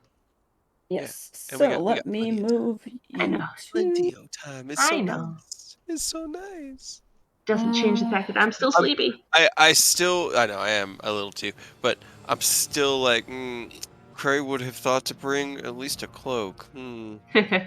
You do have a cloak. However, you are heading up into the mountains. Like, you're not completely dressed for I'm not dressed for the beach, but California. I'm not. Yeah. Yeah. All right. Do My you see the initiative is battlefield, amazing. actually? Yes. Excellent. Damn. Even if I flash a genius, I still wouldn't be faster than Seraph. So it's not actually. No, it's not worth it because I might need it for attack rolls. No, I'm not going to need it for attack rolls. I have triple advantage as long as we're flanking. Why are you If we rolling can flank whatever the fuck this thing is. It looks like a warg, but There we go. that's just out of combat. Something riding the warg. Oh, ignore that. That's just me not having the thing. Okay. All right. It Because you rolled actually well on threw the its rock at it. Sorry, what was that? Oh no, I was just commenting on its initiative. Please go ahead. Maybe you should. Seraph, Yes. you will wake up first. What the hell happened? What's going on? I will say pretty much immediately. Sorry, let me shift around a couple of people here because you were the one that got a face full of warg. So it's actually closer. It's like immediately right on top of you, essentially. Oh, good. Seraph, you wake up and there's immediately a giant fuzzy creature, very much within sight of you. Oh, well. And it is currently just like writhing, trying to right itself. If I move like to try and flank, would I need to like roll dexterity or something? You would need to roll me an athletics to climb the side of the mountain very quickly because it is essentially like immediately vertical up here. Can I parkour Not immediately it? vertical. You can try to parkour it. It's going to be a pretty high athletics check. Not acrobatics. I'm horrible with athletics. No. Nope. I guess I will. Keep in mind you are also prone, so you'll be using these squares are 10-foot squares. All of you are starting off prone, so you'll be using half your movement to get up. So yeah, I'll use half my movement to get up, and then I'll use a psychic lance. Okay. Which is an intelligence saving throw.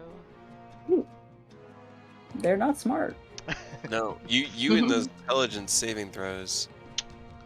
13? They're nasty. No.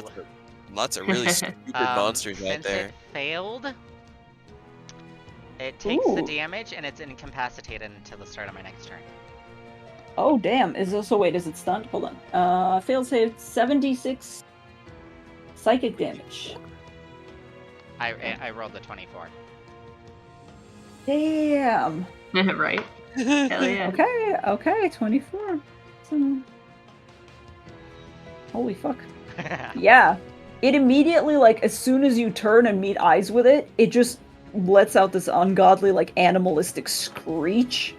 And immediately at the same time, you hear another few barks come off from each side of you. You gather pretty quickly there's probably more of these things. But at the moment, it is just making, like, a dog being stabbed noise, for lack of a better word. It's just, like, riding you. So yeah, it's incapacitated. I don't even know what to mark that with. Anyway. Okay. Is that your turn? Yeah, that's my turn. Cool. River! You have just summoned a giant thing to come falling down on top of you. Right, and it jumped and fell on top of me. Basically, yes.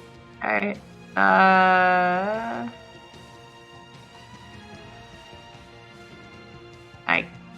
Yep, I'm going to attack it twice with a bite. A bite. Nice. Hell yeah. Nice. That's not going to hit, unfortunately. 16 now? 16, yes. Okay. 16, yes. Although, because it's incapacitated, is that the same as stunned? Do you get advantage No. or? Think Nope. so, no. Just incapacitated. Just as reaction. No reactions or actions. Okay. Yep. I came into that last night. Right. Or the Yeah, other that's night. the cart. Yeah. And then... I was trying to draw the card. Didn't really. It's close enough. Yep. That is that piercing damage. Okay. It's already Then- beginning to look quite hurt, like as it's writhing around on there. Alright, I will use a key point to do Flurry of Blows. Okay. To make 2 unarmed strikes. So I try to punch it. 18 does hit, 12 does not. Okay, for another 9 points of damage.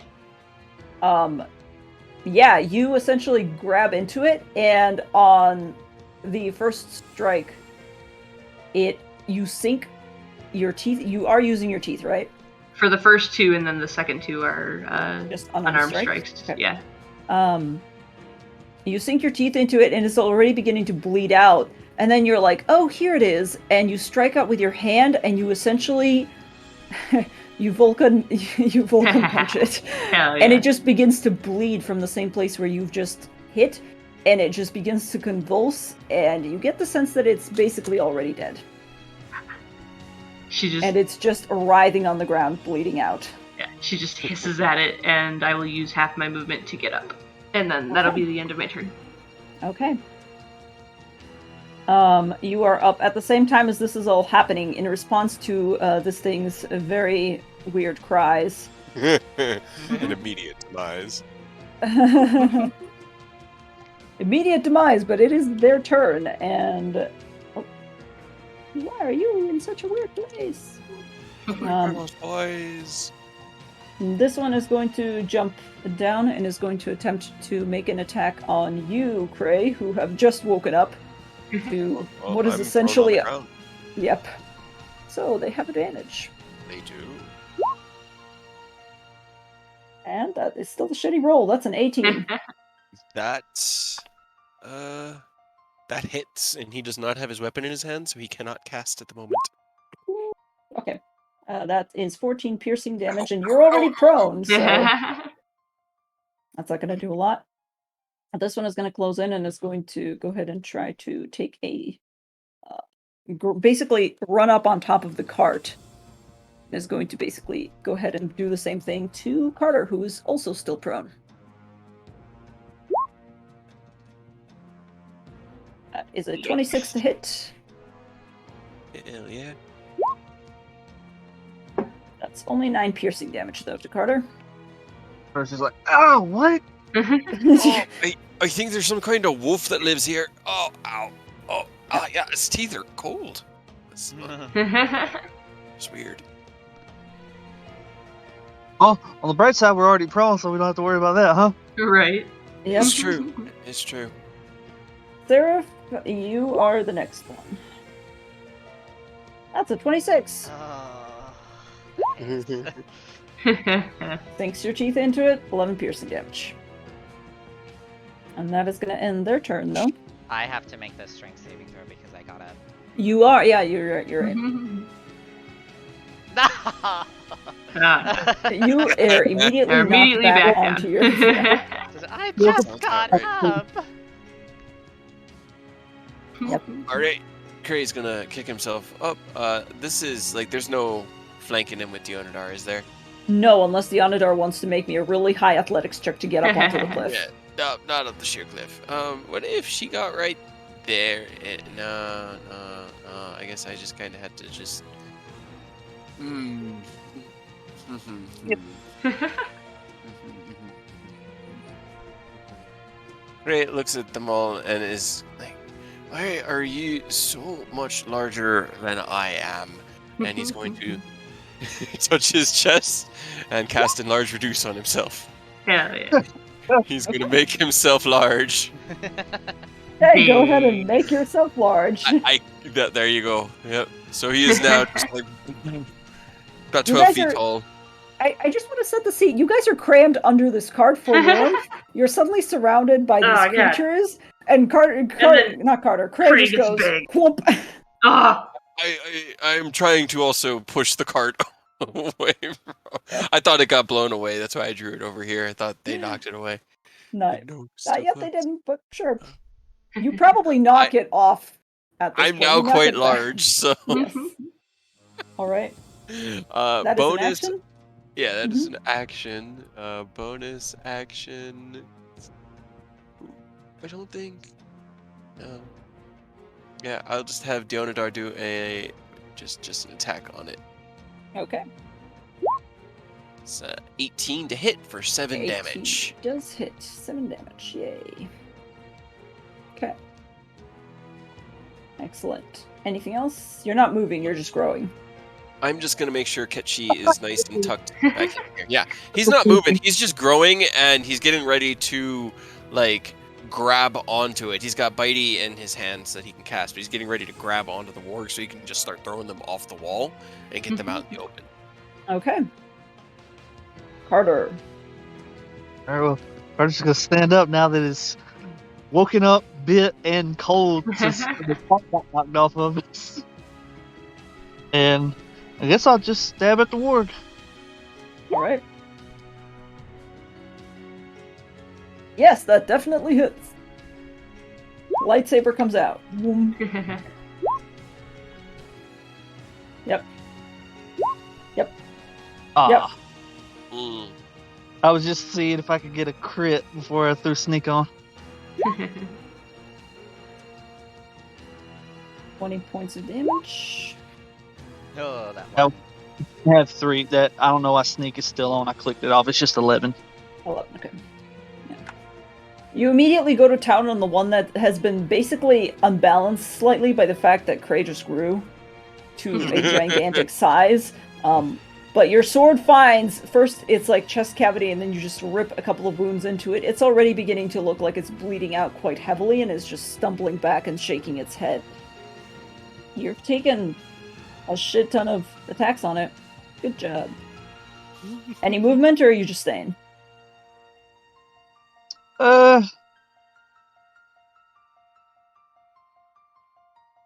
I guess I'll stay. All Just the car kind of flipped over right here. Okay. Seraph. My turn. I get up. And then, let's see, what shall I do? You know what? I'll whack it. Whack. Never mind. Nope, you swing out and it just kind of turns its head away and leans back and looks at you like... I must be tired. That's my turn. I mean, you literally just woke up. So yes. Rainbow, you're up. Alright, can I, with my movement, get over onto the other side of this warg? I'd say probably yes. If you want to kind of roll over Carter and jump off the cart. What's your movement again at this level? 50. 50? Then yeah, I'd say yeah. Yeah. Too. So Yeah. I will get around to the other side. Oh god. Oh. Yeah, It Sure. cuts that corner. Yeah, it will not let you, but I know what you're trying to do. Ah, yeah. There we go. Okay. Yeah. Get over to that. Okay. And then, because this is Chekhov's campaign, how do the cantrips work with the actions?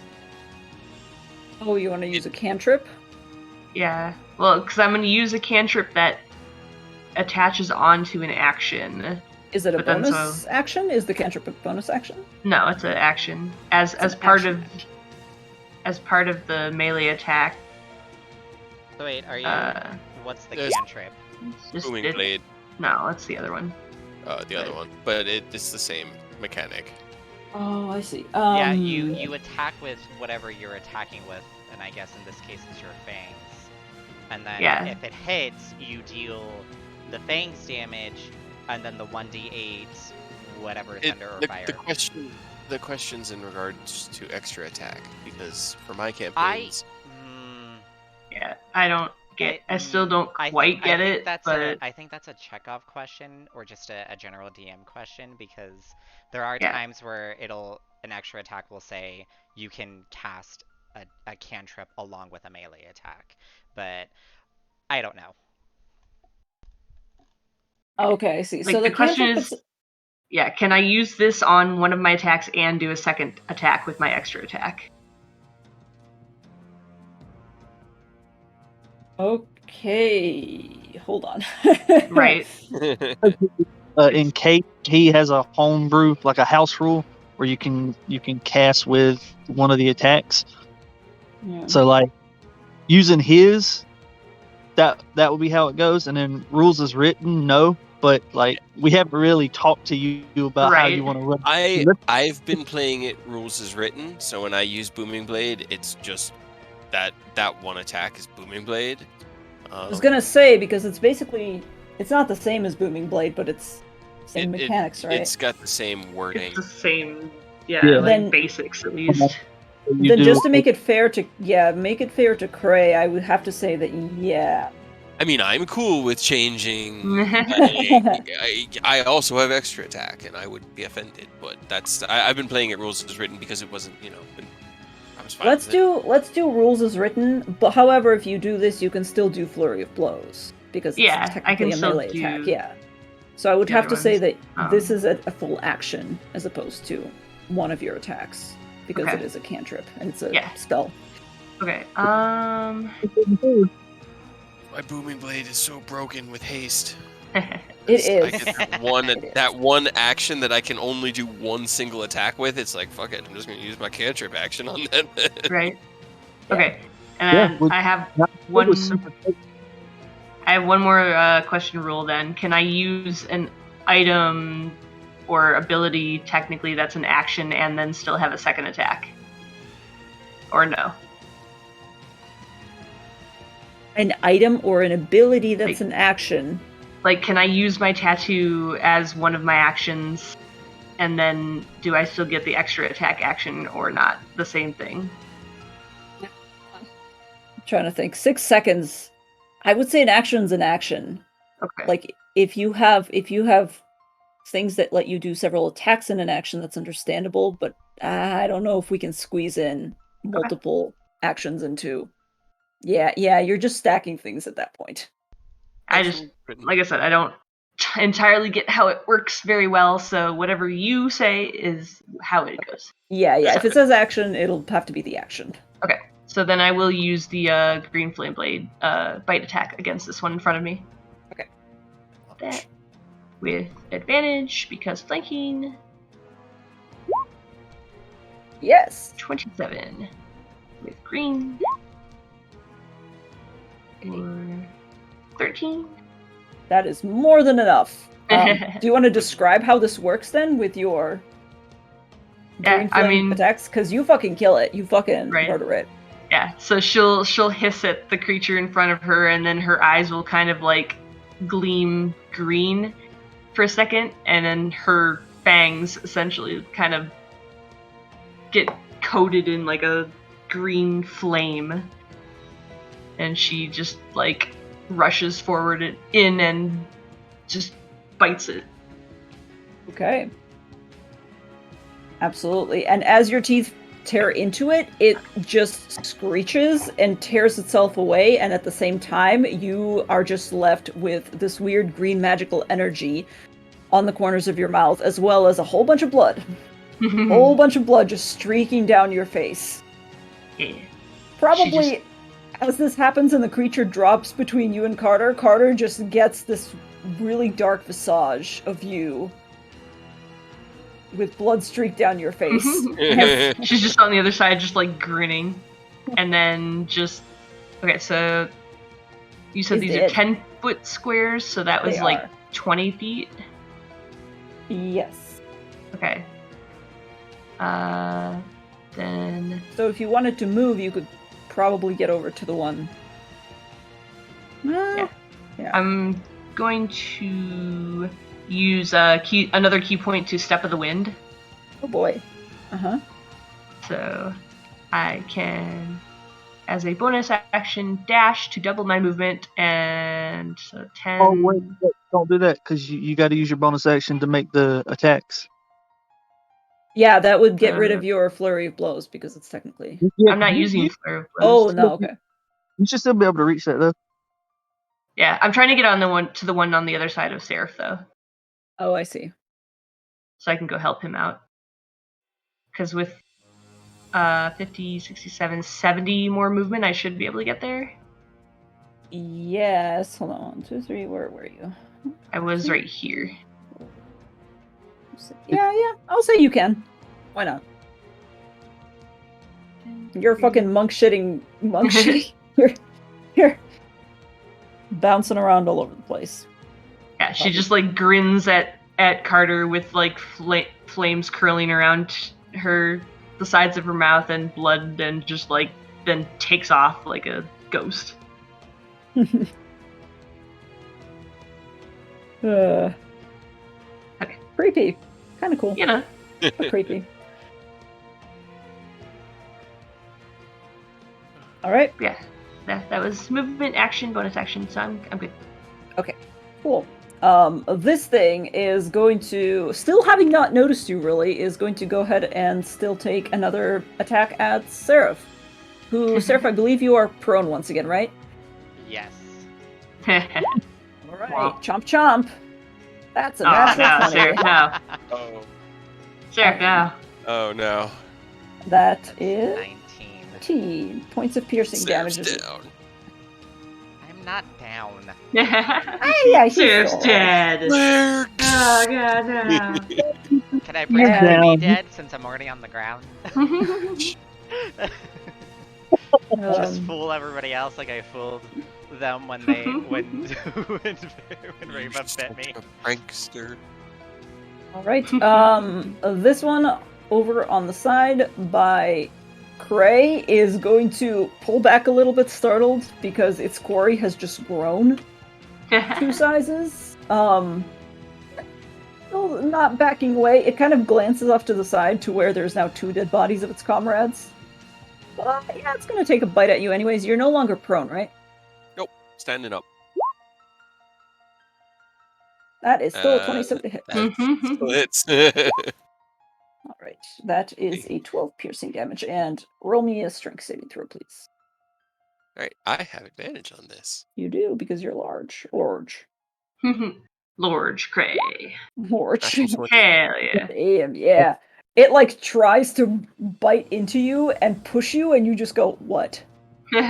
You've trained for these moments with Dionadar, who has jumped on you more than once. Right? Exactly like It's that. very familiar to me. Bad dog. Yeah. Alright, for my action, I would like to try to grapple it.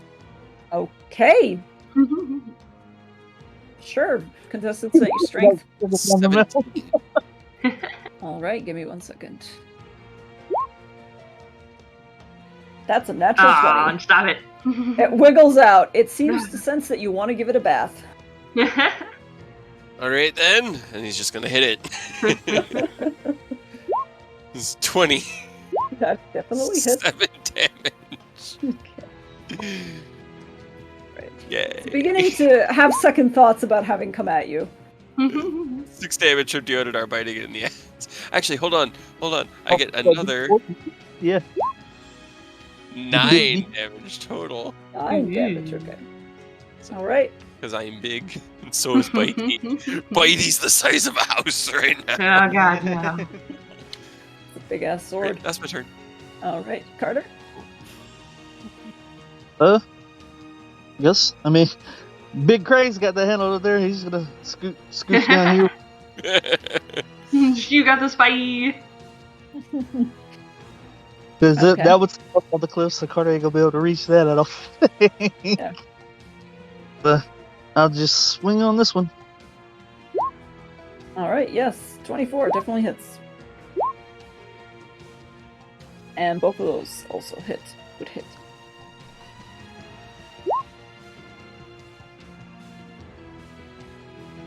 Okay. 10 radiant. Okay. What did it? Piercing. It's not throw and sneak on right. There we go. There we go.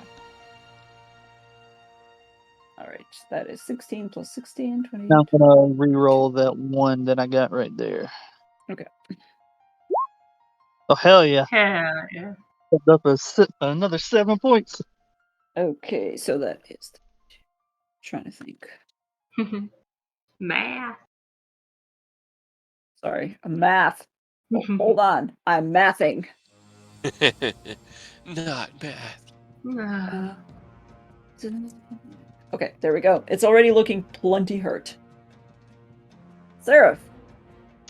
I'm gonna get up, and now I'm gonna whack it at advantage because of Reva.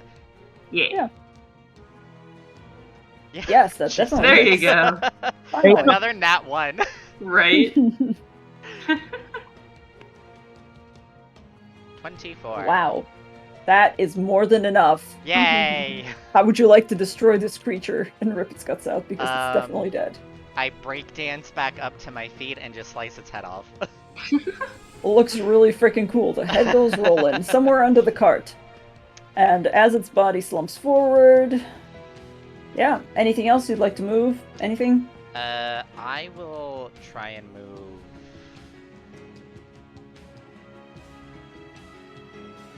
I'll move, like, right there. Okay. Right behind Big Cray. Yeah. Yeah.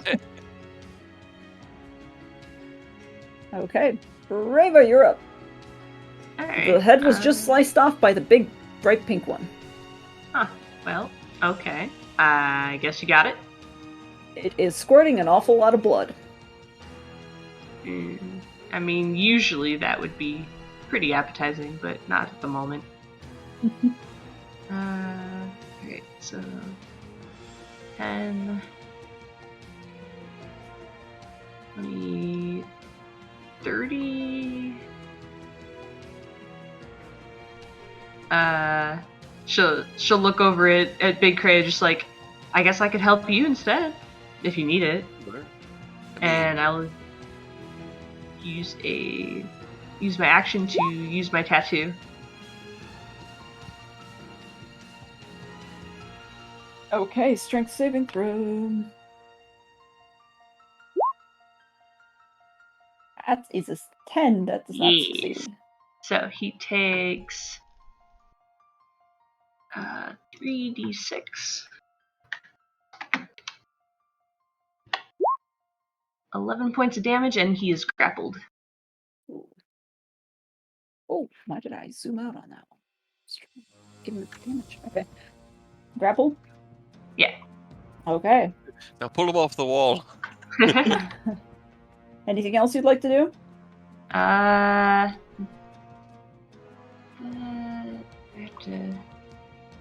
Is Cray hurt at all? I don't remember if you took damage. He's a little winded, but Okay. not... Taking some bites, yeah.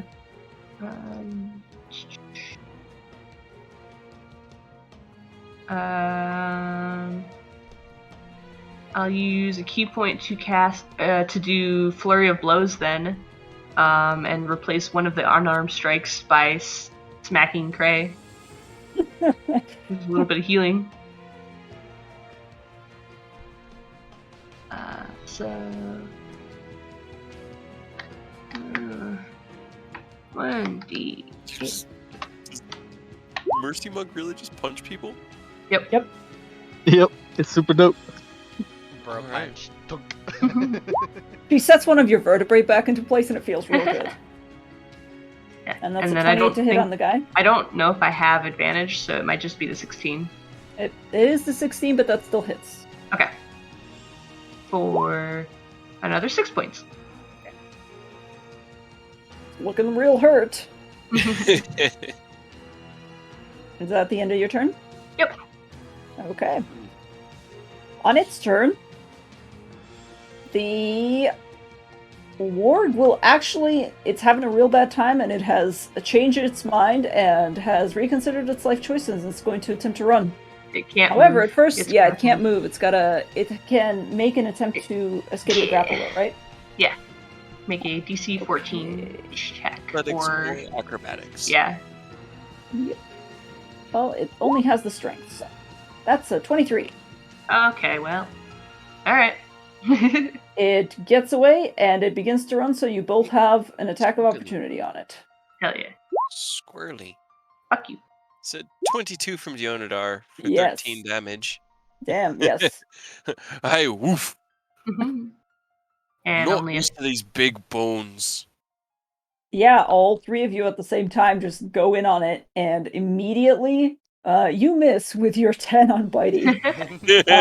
Dionadar comes in and chomps down on its ankle, and it just howls and goes down just as Raver rakes it with its claws, and it is just... Hell yeah. It just slumps and, like, begins to slide down the side of the mountain without any more purchase. And it just kind of... Alright. Probably ends up somewhere around here. Alright. Couldn't get him off the mountain. I tried. Gives you like the heck yeah. And then shrinks back down to Oh, normal gosh. size. So loud. Yeah.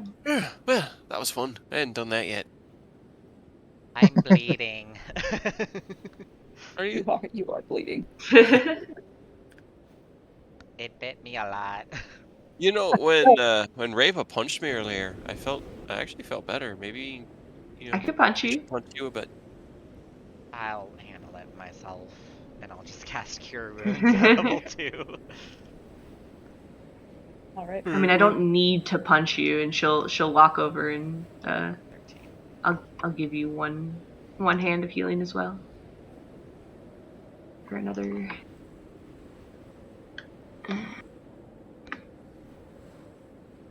You need to get a thing you can click. Yeah, I tried to set up a thing, but I think I did it wrong. Fair enough. For another 8.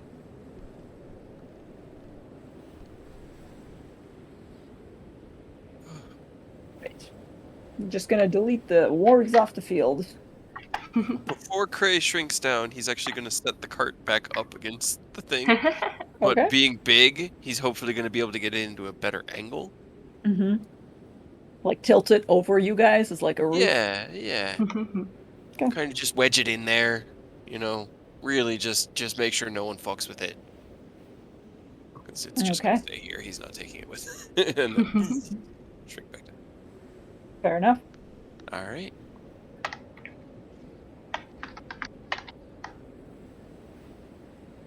Can we go back to sleep now? Oh, Agreed. why don't you... No, I need to do it in real life, but Cray will take the next watch, and I guess we could probably pick up there next week. Yeah, definitely. Heck yeah. Well, Alright, I well, wish- trapped up I wish against I the had side of the mountain, but... Sorry, you wish you had what? remembered the cold weather warning, and even remotely thought about, like, I don't know why I never thought about it in Icewind either. Like, it just never really, the weather just does not, I don't know. I thought about it. I'm not good about it. Then why didn't you buy us cold weather shit? Oh no, I thought about it in Icewind. Oh. Oh, Did you? You didn't have to worry about it because you were made of fire. Well, like, fire genasis aren't resistant to cold, they're resistant to fire. So, I was gonna say, wouldn't it hurt you more? Kate and I thought about it that I would be as a fire genasi, it'd be tolerable for me to walk around in the outfit that I had with the booty shorts, yeah, showing that a was lot why of he was skin. able to walk around in booty shorts, and you all had to be bundled up in layers of furs and leathers, is because he was a fire genasi, so he kind of generated heat, but you still got cold. Yeah, because like the racial fate that you gave me didn't give me resistance to cold, so any cold damage that I took fully. Like. Fair enough. Yeah. Yeah, no. Well, we'll be fine. sorry, I was planning on this, and I kind of gave a hint, but, Yeah, I'm kind of thick sometimes. That's okay. There's plenty of chances to get it elsewhere, just might have to find it. Yeah. I'll just make Cree look for dead bodies instead of me because you have a much better investigation than I do. Yep. With my -1. Because Yep. Reva ain't that smart. Nope. That's You can assist him by pointing to various places on the mountainside, being like, "Oh yeah, and here's where we." I think someone like fell off the mountain here, and maybe and over here. I think they just like keeled over one day. Can I take a look around here? Did a group happen to be attacked right here by wards? Are you gonna be Yes, it was oversized your the group. entire time? Like 5 minutes ago. I was Yes, hoping it for a was time us. loop situation where it's like us from the future, but failed us, and like we could get our stuff. We could just keep layering our stuff on top of our stuff. Oh, in the end, it just looks like that kid with like 12 t-shirts on. Yes. Strahd didn't Exactly. like how the outcome took place, so he rewound time. Wow. If Strahd can do that, you guys are Yeah, we're pretty fucked. fucked. I'm just gonna say. I'm Yeah, just gonna say. But he might have no. rewound a couple things by now. Yeah. Yeah. Yeah, Yeah. we Well, spat in that that's guy's okay. eye. It's great. At least he didn't throw down a ginormous lightning bolt on us. It's true. Yeah, Because that's what happened. that would have been. Never say never. To be fair, the resolution in this one with Arena is a little bit less positive than the resolution we had with Arena in our last campaign, where we actually set her soul free. Yeah. That one Look, actually had I'm a not. positive outcome in the first I'm one. not. I'm not gonna complain. But I also read that in the official guide, and I was like, "Nah, that's too easy." So in our first run through Strahd, we got Arena all the way there, and we got her to it. Didn't fuck it up. Mine We and Earth freed her characters soul. were watching. It was this beautiful scene. There was this like moment where both me and Earth were both like, "Hell yeah!" I remember that. And my DM was like, "I need everyone to make me a dexterity saving throw." It was like, "What?" And the pond was struck by lightning. It got shattered. My character was blown unconscious like 10 feet out of the water. Yeah. Aurora's character, Aurora, had his head in the water at the time and was knocked out of it. Hell yeah. Wait, It was I was actually knocked out? I thought I saved no, that. you weren't knocked unconscious. You took half damage or something, but you got caught by it. Earth got caught by it. I got caught by it. Everybody, our Yeah, entire party No, got caught by it. I don't think Paula and Jason got caught. I think they were No, outside the they were water. still within the blast range, but they were able to save it, so they I just remember survived that. like me. Yeah, yeah. Cade just I got. survived. I had the half thing because Samurai was monk. I got fucked up from it, but I was still conscious. Yeah, I got because both flattened of you were in the water. straight out. We were Yeah. what, like level 5? We were not. That was. That thing did like That 60 was great. damage. We were we were done. He was mad. It So was great. You know, he would have done a lot more damage with that tower if some of you had just come outside to play. I mean, That I was mean, why we Jets didn't did go die. well, almost all of us were out there. It was only Seraph who wasn't. Yeah. He It was And I great. had 3 hit points. I'm so glad. I'm so glad that went off without a hit. That's terrible. It's a terrible thing I've done, but also. That oh my god, that was horrible. That pissed Cray off. That was like that's a low blow. That's because now he can't stay in a town. Every night that he stays in a town, he literally has nightmares about seeing that young girl's face. It's just no, he can't. As long as that man's alive, he cannot draw innocence into this anymore. It's bullshit. Not their fault that he's an idiot.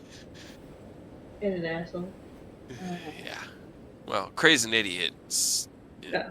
Strahd's an asshole. Oh, that's okay. Where we make poor life choices in Barovia, huh? Yeah. I feel like that should just be like the title of the entire campaign. Poor life choices in Barovia. Are there any other kind of life choices in Barovia? Because, Potatoes. You can choose for your life to just be potatoes. And it'd probably be okay. Maybe. Yep. Yeah. I mean, that's what Flora did. Yeah.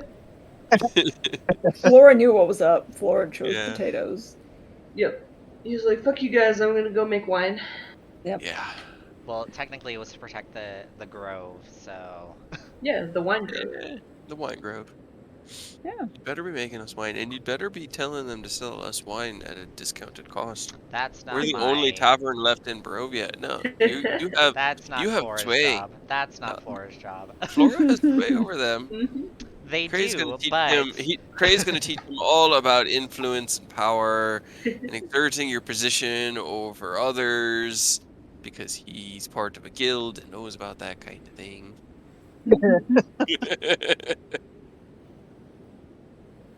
All right, I need to go Fun. get some sleep. Well, yep. Thanks for staying up, guys. Heck yeah! Thank you for Oh, running things. I believe next week I might not be able to play because I got a couple of things going on. So Alright. Yep, just let us know. you yeah. guys might have to be on the side of a mountain in a Oh, snowstorm for a while. oh no. That's okay. Yeah, Yeah. we've Time been will in freeze. worse places. We Yeah. have been in worse situations than That's freezing fair. Yeah. under a cart in a blizzard on the mountain. You know, Alrighty. Well, the usual. Yep. cheers. See y'all. See ya. Bye. Bye. Bye.